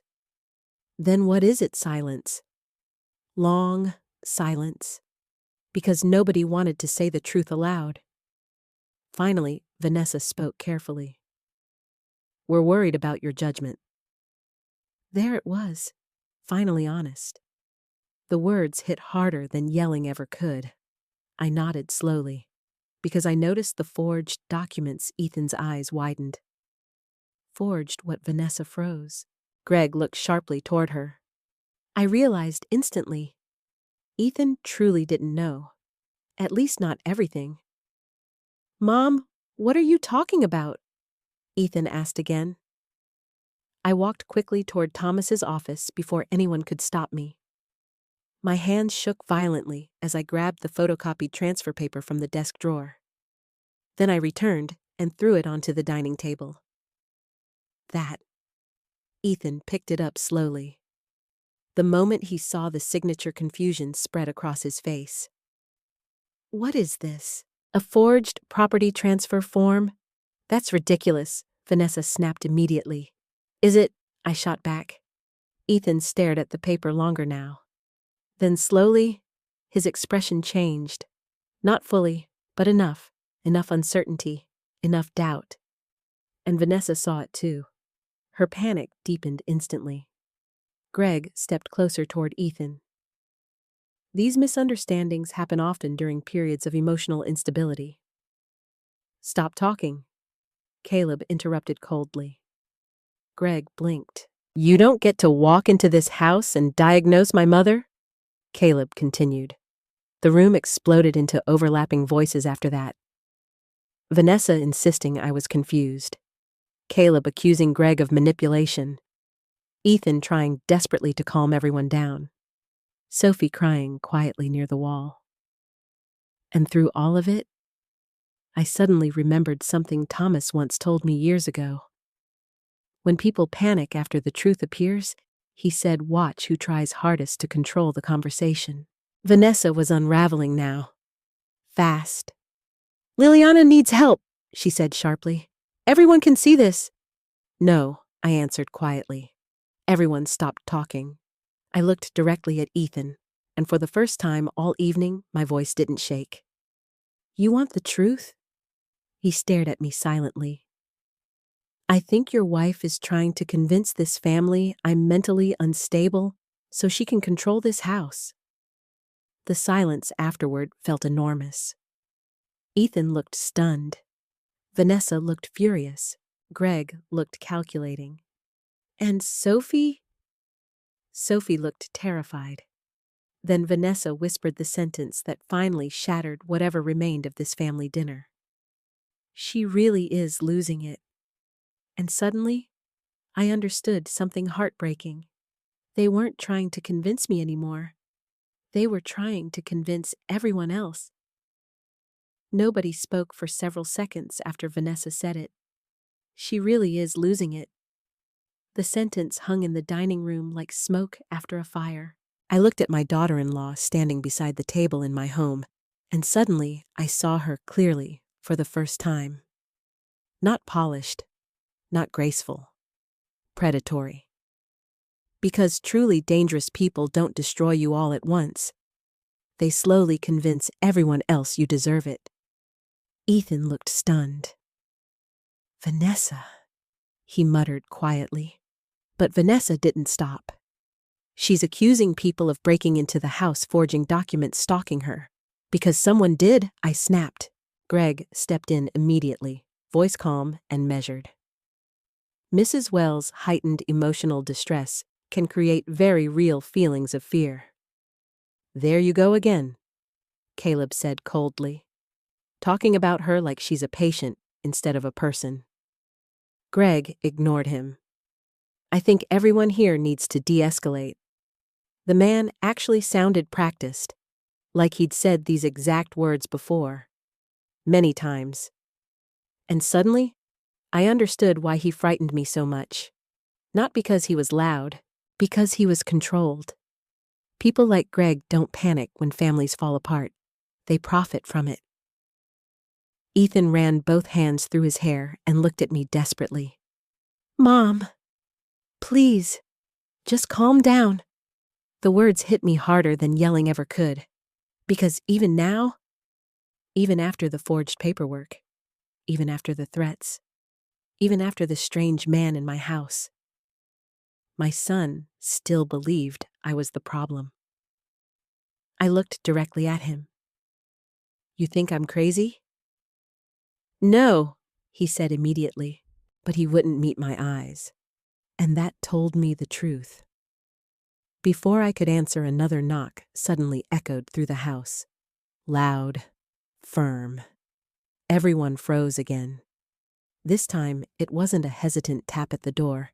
It was official, authoritative. Greg's head turned sharply toward the hallway. Vanessa went pale. Actual fear crossed her face for the first time all night. Caleb looked toward me slowly, and deep inside my chest, I knew. I walked toward the front door carefully. Nobody tried stopping me this time. The entire house had gone silent behind me. When I opened the door, 2 uniformed police officers stood on the porch beside a man in a dark wool coat holding a leather folder. Snow drifted around them under the porch light. "Mrs. Liliana Wells," one officer asked. "Yes, I'm Officer Ramirez. This is Detective Collins." My pulse thundered instantly. The detective stepped forward slightly. "We need to speak with you regarding a fraud investigation." Behind me, I heard someone gasp softly. "Vanessa." I turned slowly toward the dining room. Every face had changed. Ethan looked confused, Sophie terrified, Caleb grim, Greg completely still, and Vanessa? Vanessa looked like someone watching a bridge collapse beneath her feet. Officer Ramirez glanced past me into the dining room. "May we come in?" I stepped aside immediately. The officers entered slowly, snow melting from their boots onto the hardwood floor. Detective Collins scanned the room carefully before speaking. "We received documentation earlier this week regarding suspected fraudulent financial activity involving this property. Nobody moved. Nobody breathed." Then Ethan finally found his voice. "What's going on?" Detective Collins opened the leather folder calmly. "We're investigating reports of attempted property transfer fraud, possible forged signatures, and unlawful entry into a private residence." Ethan stared blankly. "What?" I watched Greg carefully then. The moment the detective said forged signatures, Greg looked toward the front windows. Not at me, not at Vanessa, the windows. Like he was calculating escape routes. And suddenly, I knew something else. Greg wasn't nervous about confusion. He was nervous about evidence. Vanessa stepped forward quickly. There has to be some misunderstanding. Detective Collins looked at her directly. And you are Vanessa Wells, her daughter-in-law. The detective nodded once before glancing down at the file. Interesting. The single word drained color from Vanessa's face instantly. Officer Ramirez spoke next. We also received information regarding an individual entering this residence without permission earlier this week. Now Greg finally spoke. I think I should leave. No, Detective Collins answered immediately. Not loudly, but firmly enough that the entire room went cold. Greg stopped moving. Caleb slowly folded his arms beside the dining table. Ethan looked completely overwhelmed now. Mom? He whispered. What is this? I swallowed hard before answering. It's exactly what I tried telling you. The pain in his eyes almost broke me, because I could see the moment doubt finally entered him. Not full belief. Not yet. But doubt. And once doubt enters, manipulation starts losing power.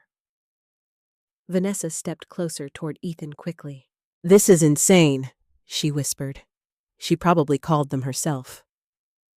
I didn't, I answered quietly. Detective Collins looked up from the folder again. No, ma'am. Actually, the initial report came from an attorney. Daniel. Relief flooded through me so suddenly my knees almost weakened. Thomas had been right to trust him. The detective continued. Mr. Daniel Harper submitted copies of concerning financial documents 2 days ago. Vanessa's composure cracked visibly. Greg remained silent now. Too silent. Officer Ramirez looked toward him. Greg Turner. Greg hesitated before answering. Yes, we'd like to ask you a few questions regarding your professional involvement with the Wells family. I'm just a consultant. What kind of consultant? Financial planning. Detective Collins opened another section of the file. That's interesting because according to state records, your financial advisory license expired 4 years ago. The silence afterward felt explosive. Ethan slowly turned toward Greg. What Greg's calm expression finally slipped. It's a clerical issue. No, Detective Collins replied. It's actually a fraud investigation. Sophie began crying quietly. Vanessa immediately wrapped an arm around her daughter protectively, but even that gesture looked different now. Calculated. Everything suddenly looked calculated. Ethan stepped backward like he physically couldn't process what he was hearing. You told me he was licensed. Vanessa's eyes darted toward Greg. Ethan. You said he worked with estate planning? He does. Detective Collins interrupted calmly. He also has prior complaints connected to elder financial coercion cases. The room exploded. What Ethan shouted. Greg immediately raised both hands defensively. I was never convicted. But you were investigated, the detective answered. Vanessa turned toward Greg in fury. You told me those accusations were false. That sentence changed everything. Because suddenly, Ethan realized something devastating. Vanessa knew. Not accidentally, not innocently, knowingly. He stared at his wife like he no longer recognized her. You knew about this, Ethan. Listen to me. You brought this guy into my mother's house. She needed help. No, Caleb said coldly. You needed control. Vanessa's face twisted. You don't understand anything. No, I answered quietly from across the room. Everyone looked at me. Tears burned behind my eyes, but my voice stayed steady now. I finally understand everything. The detective gently removed a photocopied document from the folder. The forged transfer paper. My forged signature stared back at the room under bright dining room lights. Officer Ramirez spoke carefully. This document was submitted as part of preliminary asset review paperwork. Ethan looked horrified. I never saw that before. I know, I whispered. Because finally, I believed that part. He had been manipulated too, but the damage was already done. The detective closed the folder slowly. Mrs. Wells, he said gently, we believe someone has been attempting to establish legal grounds to challenge your financial independence. The words hit the room like shattered glass. No more subtle hints, no more careful wording. The truth stood fully exposed now, and for the first time all evening, nobody called me crazy. The dining room no longer felt like my home. It felt like a crime scene. Nobody touched the food anymore. The candles had nearly burned down wax, dripping slowly onto the navy tablecloth Thomas and I used every Christmas. Snow tapped softly against the windows, while the police officers stood beneath our family photographs discussing fraud, coercion, and forged signatures.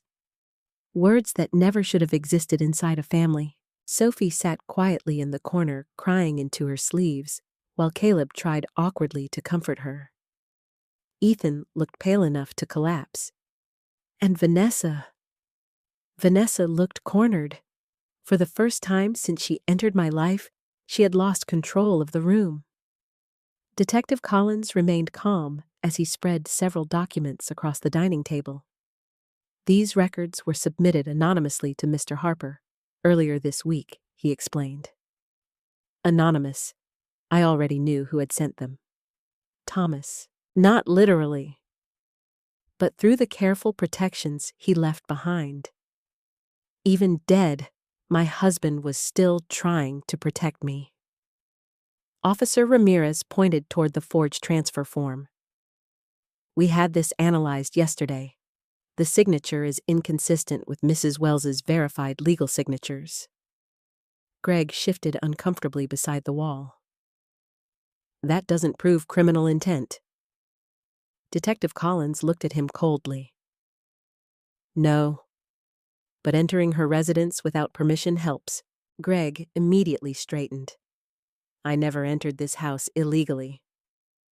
Yes, you did, Martha said sharply from the kitchen doorway. Everyone turned. I hadn't even realized she'd stepped back into the room carrying fresh coffee mugs moments earlier. Martha pointed directly at Greg. I saw you leaving this house Tuesday afternoon. Greg's jaw tightened. You're mistaken. No, Martha answered bluntly. I'm old, not blind. A tiny laugh escaped Caleb before he quickly covered it. Even in the middle of disaster, Martha somehow stayed Martha. Detective Collins stepped closer toward Greg now. We also obtained neighborhood security footage. That changed everything. Vanessa's face drained completely of color. Ethan looked between them both in disbelief. You told me he'd never been here before. Vanessa swallowed hard. You lied to me, Ethan whispered. It wasn't like that. Then what was it like? The room fell silent again. Vanessa opened her mouth once, then closed it, because there was no harmless explanation anymore. Not for the forged paperwork. Not for Greg. Not for the lies. Finally, Greg spoke again. This entire thing is being exaggerated. Detective Collins raised an eyebrow. Exaggerated, yes. Families argue about finances all the time. I looked at him carefully. There it was again. Minimizing, reducing, making violations sound normal. No, I said quietly. Families do not secretly build cases against widows. Greg's eyes shifted toward me, and for the first time I saw irritation there. Not concern, not professionalism, annoyance, because I stopped behaving like prey. Officer Ramirez looked down at another page inside the folder. There's also the issue of medical competency recommendations. Ethan frowned immediately. What recommendations? The officer slid another paper across the table. I recognized Vanessa's folder instantly. Only now there were handwritten notes attached to it. Observed confusion, heightened emotional instability, possible paranoia symptoms. Ethan read silently for several seconds, then slowly looked up. "Vanessa?" His voice cracked slightly. "You wrote this." Vanessa stepped toward him quickly. "Ethan, listen to me." "No." For the first time all night, Ethan sounded angry. Actually angry. "Did you seriously document my mother's behavior behind her back?" She needed help. She was grieving. She was becoming unstable. The words exploded out of Vanessa before she could stop them. The room went dead silent. I felt the impact physically. Not because the accusation hurt anymore, but because now everyone could hear the truth underneath it. She needed me unstable. Caleb shook his head slowly. Oh my God. Vanessa immediately realized what she'd revealed. "That's not what I meant." "Yes, it is," I answered softly. Tears finally slipped down my face then. Not dramatic tears. Quiet ones, the kind that come when denial finally dies. "You spent months trying to convince my family I was losing my mind." Vanessa looked genuinely desperate now. "I was trying to protect Ethan from what Caleb snapped." His own mother. She was refusing help. I was refusing control. Vanessa turned sharply toward me. "You think I wanted your stupid house?" The second the words left her mouth, Ethan flinched like he'd been slapped. Because there it was. The real emotion. Not concern. Not compassion. Resentment. Years of resentment finally escaping. Greg quietly muttered Vanessa. But it was too late. She looked around the room wildly now. "You all act like I'm evil, but nobody here understands how hard it's been." Ethan stared at her in disbelief. "Hard." "Yes," she shouted. Everything became about her after Thomas died. The house, the money, the guilt, the constant emotional drama. Sophie looked stunned. "Mom?" Vanessa's breathing had become uneven now. She wouldn't move on. Ethan spent every holiday trapped between us. Every conversation became about grief or memories or protecting this house, like it was some sacred shrine. I closed my eyes briefly. There it was, the truth beneath everything. She hated my grief because it reminded Ethan where he came from. She hated Thomas because his memory still mattered. And she hated the house because it represented a life she could never fully control. Detective Collins watched her carefully. "Mrs. Wells," he said calmly, "did you or did you not arrange meetings with Mr. Turner regarding conservatorship discussions involving Liliana Wells?" Vanessa froze. Ethan turned toward her slowly. "Conservatorship." She said nothing. The silence answered for her. My son looked physically sick. "You were trying to put my mother under conservatorship. It wasn't supposed to be permanent," Vanessa cried. The room erupted again. Sophie burst into tears. Caleb swore loudly. Officer Ramirez stepped forward immediately. "Ma'am, calm down." But Ethan looked destroyed now. Not angry, broken. Because suddenly he understood something horrifying. Every time he defended Vanessa, every time he dismissed me, every time he questioned my memory, he had unknowingly helped her. He turned toward me slowly, and the pain in his eyes nearly shattered me. "Mom." Just that one word, full of guilt, full of shame, full of realization. I should have felt victorious. Instead, I only felt tired. Greg suddenly moved toward the hallway. Detective Collins blocked him immediately. "Where are you going? I'd like my attorney." "You'll have an opportunity for that." Officer Ramirez stepped beside him calmly. "We also need to discuss previous complaints connected to your financial consulting activities." Greg's face darkened instantly. Vanessa looked horrified. You said those cases were closed. They were. Not all of them, Detective Collins corrected.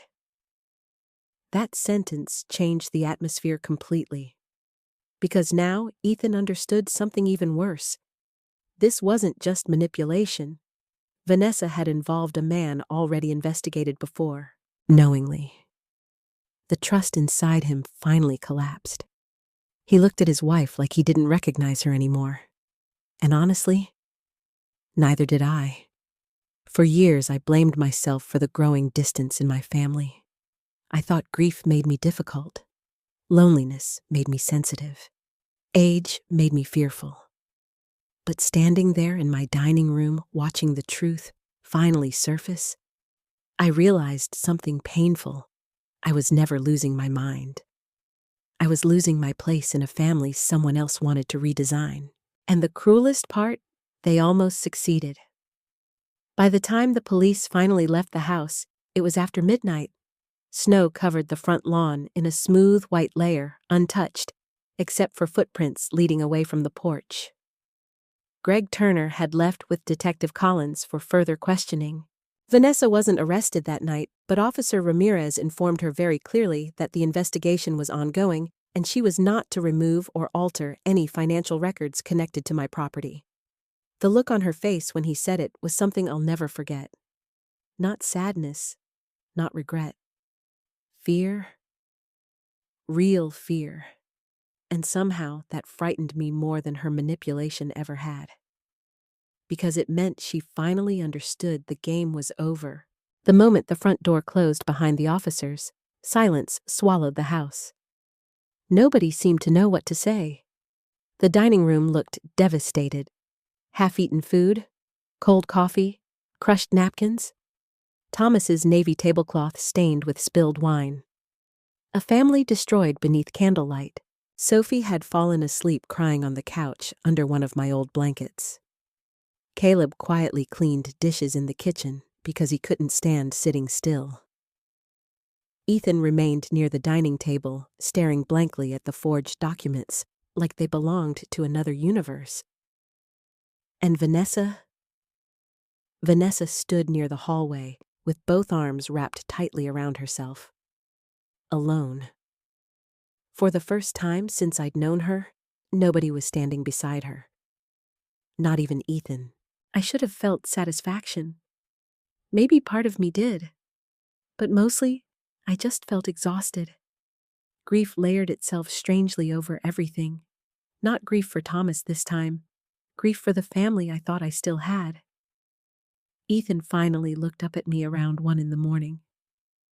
Mom? His voice sounded hollow. I didn't answer immediately, because honestly, I didn't know how. He swallowed hard before speaking again. I didn't know. The pain in his face was real.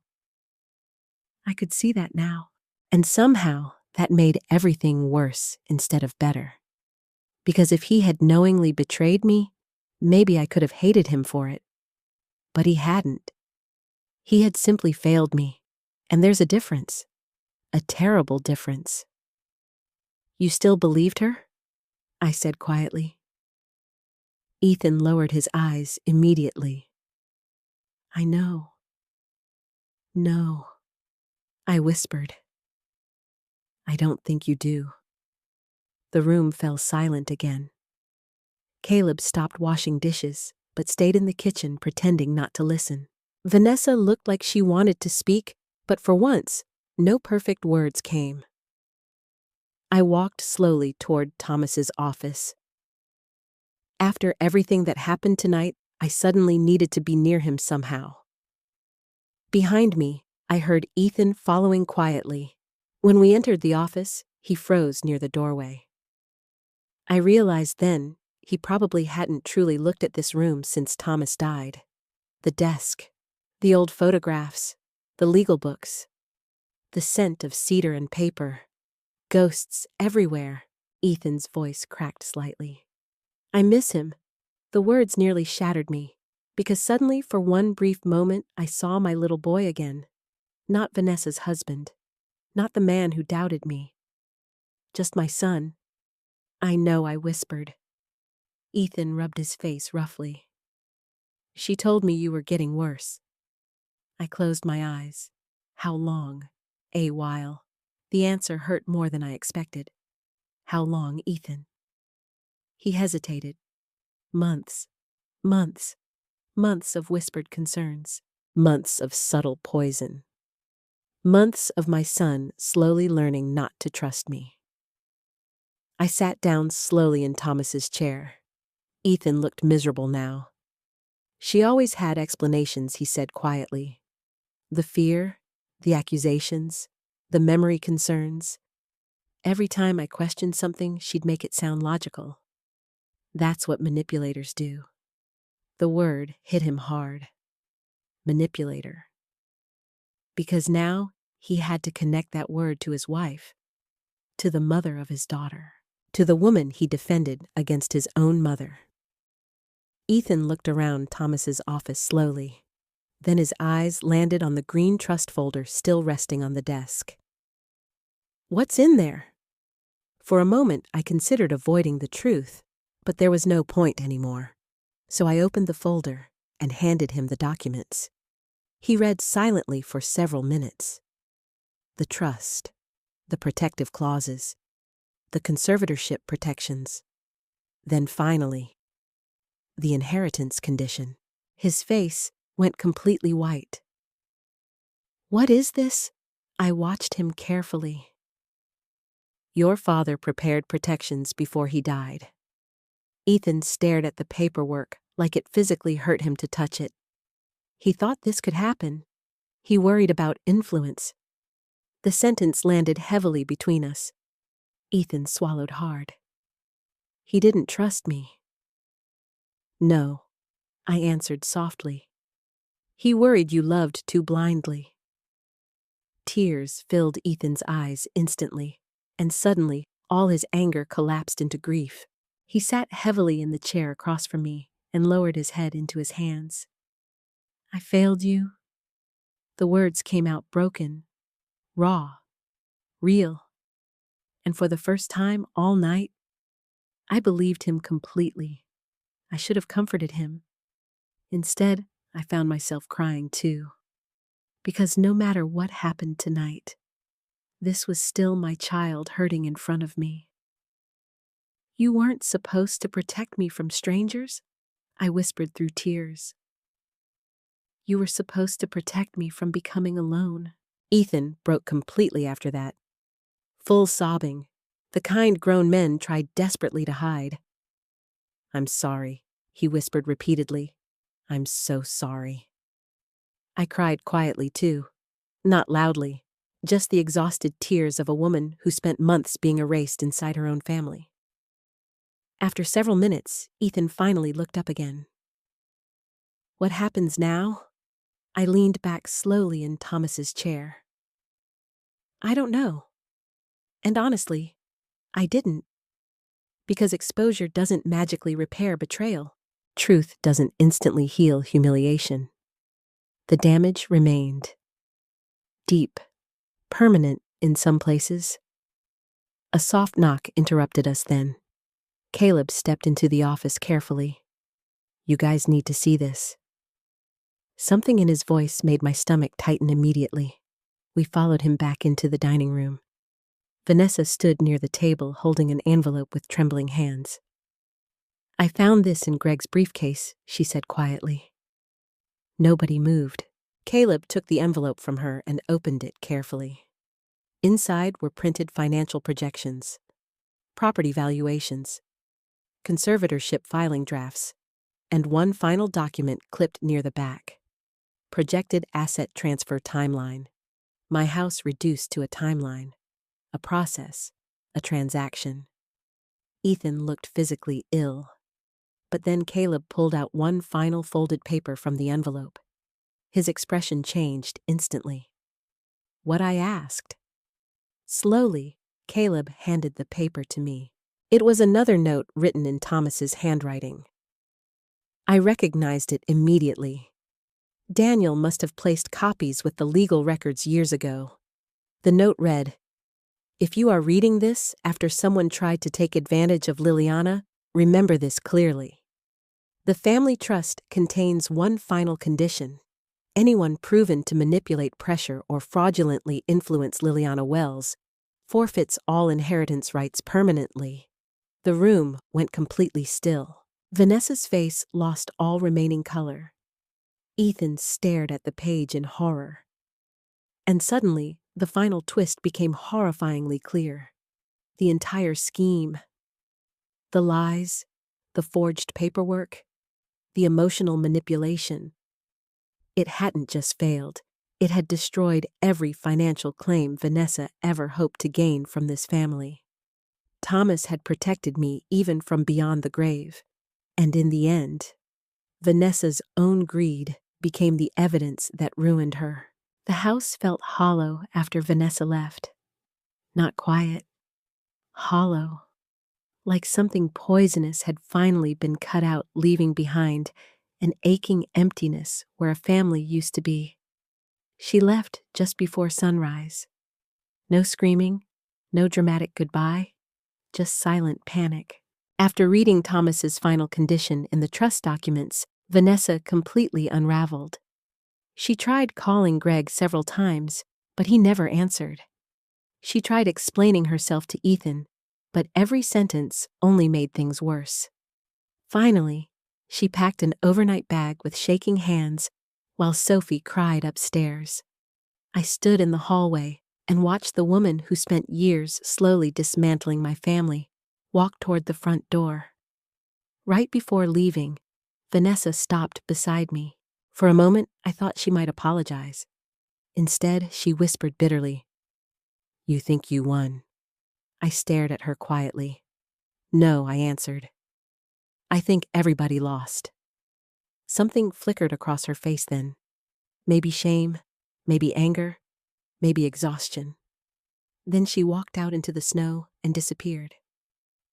And strangely enough, I didn't feel triumph. I felt old, very old. By 8 in the morning, Sophie finally woke up on the couch, confused and frightened. The poor girl looked emotionally shattered. She found Ethan sitting alone at the kitchen table, staring at his wedding ring. Dad Ethan looked up slowly. The expression on his face nearly broke my heart. Not because he looked angry, because he looked destroyed. Sophie sat beside him immediately. "Mom's gone." He nodded silently. "Is she coming back?" Ethan closed his eyes briefly before answering. "I don't know." Sophie began crying again. I wanted to comfort her, but I hesitated. Not because I didn't love her, because I suddenly feared she might not trust me anymore either. That fear hurt more deeply than I expected. Then Sophie stood up unexpectedly and walked toward me. "I'm sorry, Grandma." The words hit me so hard, I almost lost balance. What fresh tears rolled down her cheeks. "I thought maybe you were confused." Her voice trembled badly.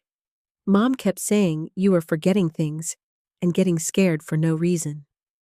I pulled her into my arms immediately, and the moment she hugged me back, something inside me finally cracked open completely. I cried harder than I had cried the night Thomas died.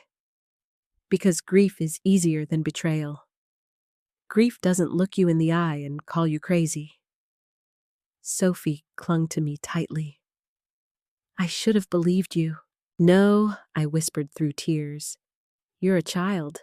None of this was your fault." But deep down, I knew something terrible had already happened. Vanessa hadn't just manipulated Ethan.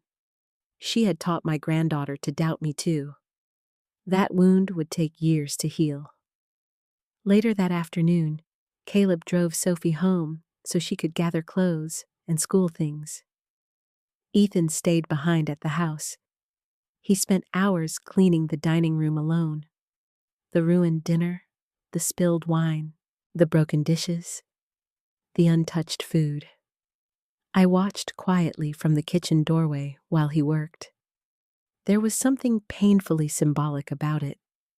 A son trying to clean up destruction after finally realizing he helped create it. Around noon, he stopped polishing silverware and suddenly began crying again. Not loudly, just quietly standing there with a dish towel in his hands while shame crushed him from the inside out.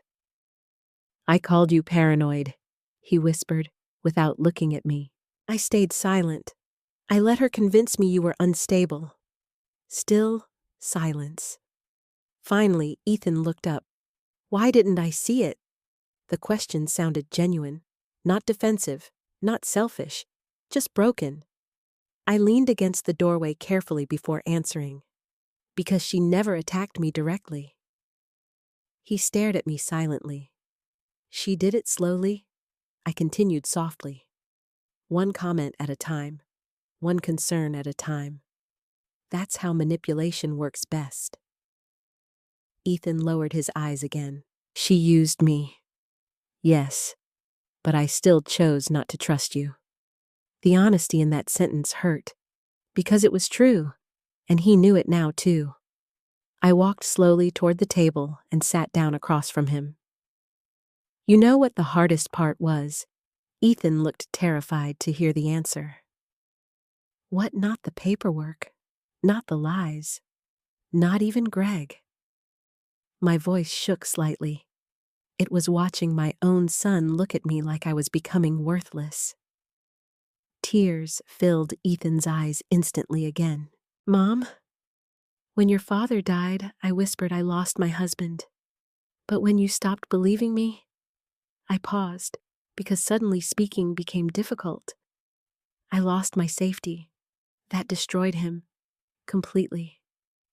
Ethan buried his face in his hands. I'm sorry, he repeated again and again.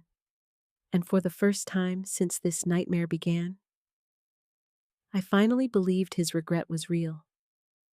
But forgiveness is complicated, especially when humiliation lives inside the wound. Because every memory now felt poisoned. Every conversation replayed differently. Every moment I doubted myself, because my son doubted me too. You can forgive someone and still ache from what they allowed to happen. That's the truth nobody talks about. Later that evening, Daniel Harper arrived carrying additional paperwork and legal updates from Detective Collins. Greg Turner was now officially under investigation for fraud-related activity connected to multiple elderly clients. Vanessa's communications with him had also become part of the case. Daniel spoke carefully while reviewing documents at the kitchen table. Liliana, you are fully protected legally. Protected? Funny how differently the word sounded coming from someone who actually cared about me. Ethan sat silently through most of the conversation. Finally, he asked quietly, "What happens to Vanessa now?"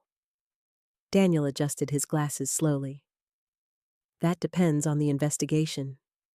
And the trust." Daniel looked uncomfortable. "The inheritance restriction is enforceable." Ethan closed his eyes, meaning Vanessa truly had lost everything connected to the family trust. Not because Thomas hated her, because Thomas prepared for exactly this kind of manipulation. Daniel eventually left around sunset. After the door closed, Ethan remained sitting at the kitchen table staring out the window for a very long time. Then finally, he whispered something so quietly, I almost didn't hear it. I became the kind of man Dad warned me about. I walked over slowly and placed my hand on his shoulder. No, I answered softly. He looked up at me painfully. You listened to the wrong person, and honestly, sometimes that can destroy a family just as completely. That night, after Ethan finally went upstairs to sleep, I walked alone into Thomas's office again. The room felt different now. Not haunted anymore. Steady. Protected. I sat in his chair and looked around quietly. You saw it before I did, I whispered into the silence. Somehow that realization no longer frightened me. It comforted me. Because even after death, Thomas had still found a way to stand beside me, and for the first time in weeks, I no longer felt afraid inside my own home. Spring arrived slowly that year. The snow melted in uneven patches across the front lawn, and tiny green shoots began pushing through the cold earth beneath the maple tree Thomas planted almost 40 years ago. Life returning quietly after devastation. It felt symbolic somehow. Nearly 5 months had passed since the dinner. 5 months since police officers stood in my dining room while my family finally realized I had been telling the truth all along. 5 months since everything broke apart. And somehow, 5 months since healing began too. Not perfect healing, real healing. The kind that leaves scars behind. Greg Turner was eventually charged with multiple fraud-related offenses connected to elderly financial exploitation investigations across 2 counties. Detective Collins later told Daniel Harper that several families came forward after hearing about the case. That part haunted me deeply. How many lonely widows had men like Greg convinced nobody would believe them? How many older women sat alone questioning their own instincts because someone younger called them confused? I thought about that often. Vanessa moved into a small apartment across town after filing for separation from Ethan. The investigation against her never resulted in criminal charges, but the evidence destroyed any remaining trust inside the marriage. Some betrayals don't need prison to ruin lives. Exposure is enough. Ethan changed after that winter. Not immediately. Pain doesn't transform people overnight. At first, he became quieter than I'd ever seen him. He stopped trying to defend himself, stopped explaining, stopped pretending he hadn't failed me. Instead, he listened, really listened, for the first time in years. Every Tuesday evening he came by after work to help around the house. Sometimes he repaired things Thomas used to handle. Sometimes he brought groceries. Sometimes he simply sat at the kitchen table drinking coffee while we talked carefully around the damage between us. He never pushed forgiveness. I respected him for that. Because true remorse doesn't demand comfort. One rainy afternoon in April, Ethan stood in the garage fixing an old shelf Thomas built years ago. I watched him quietly for a while before speaking. "You're using the wrong screws." He looked up sheepishly.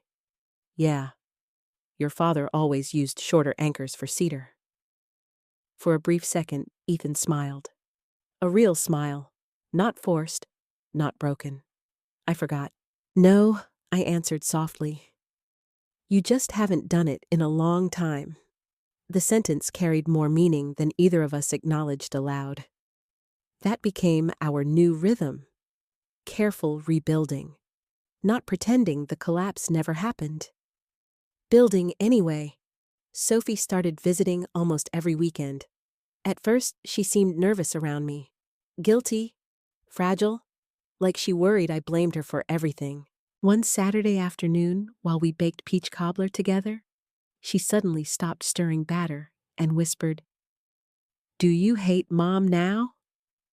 The question hurt because I could hear the fear beneath it.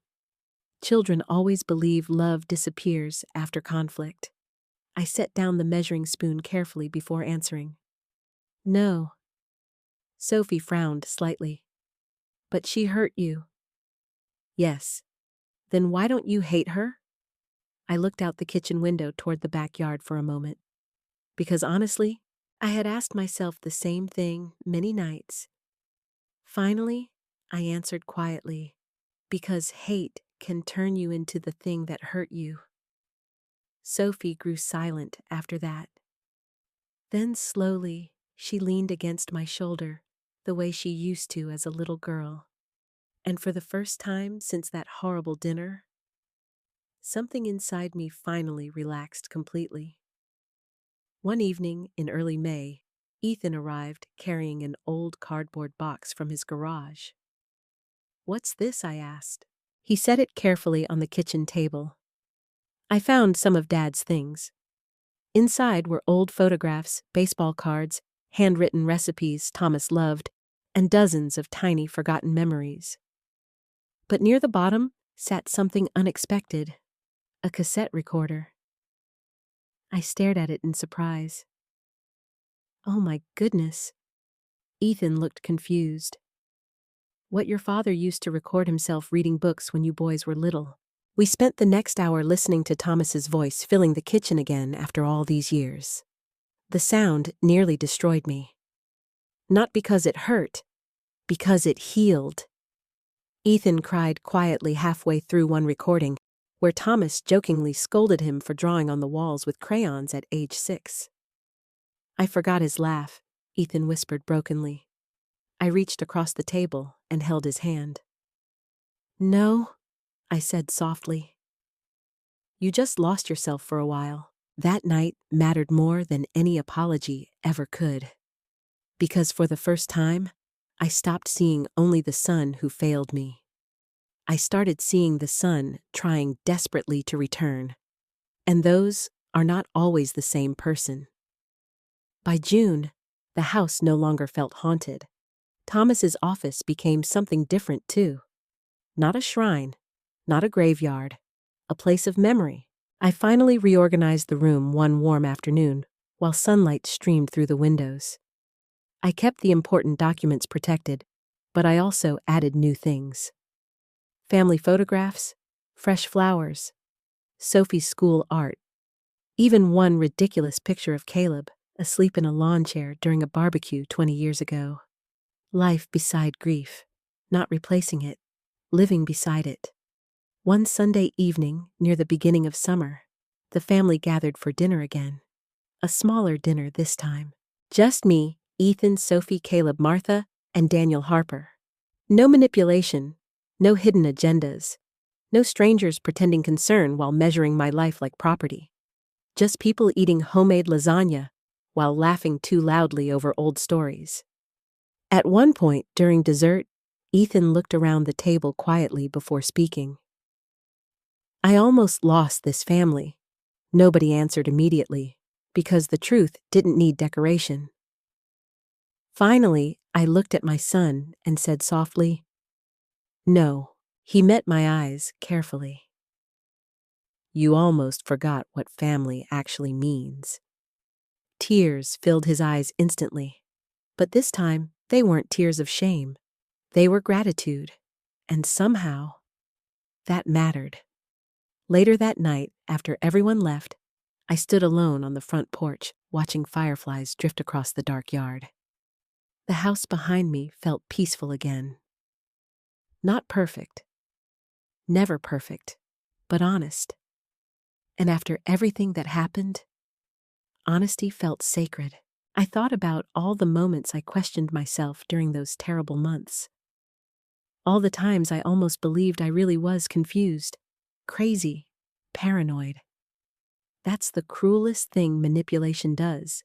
It steals your trust in your own mind. But standing there beneath the warm summer sky, I finally understood something important. Growing older does not make your instincts worthless.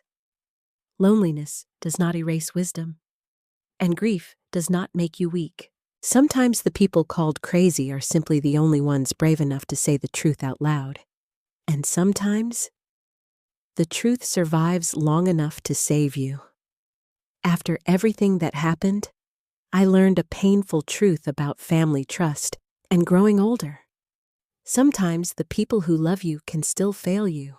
Sometimes grief makes others uncomfortable, and instead of standing beside you, they try to silence the pain because it reminds them of their own fears.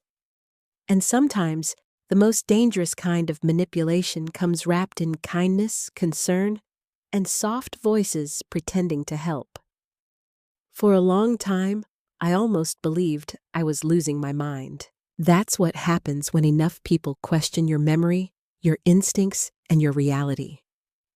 Little by little, doubt begins to replace confidence. You stop trusting yourself before you stop trusting others. But age does not erase wisdom, and loneliness does not make a person invisible. If there's one thing I hope you take from my story, It's this: never ignore your instincts just because someone calls you emotional, paranoid, or difficult, especially when your heart keeps warning you that something feels wrong. And if you have elderly parents or grandparents, please remember this too. Sometimes they don't need control. They need dignity. They need patience. And most of all, they need to be believed. Thank you for staying with me through this story. If it touched your heart in any way, please like and subscribe to the channel. And I'd truly love to hear from you in the comments. Have you ever been misunderstood by someone you loved? And where are you watching from tonight? I read every comment, and your stories mean more than you know.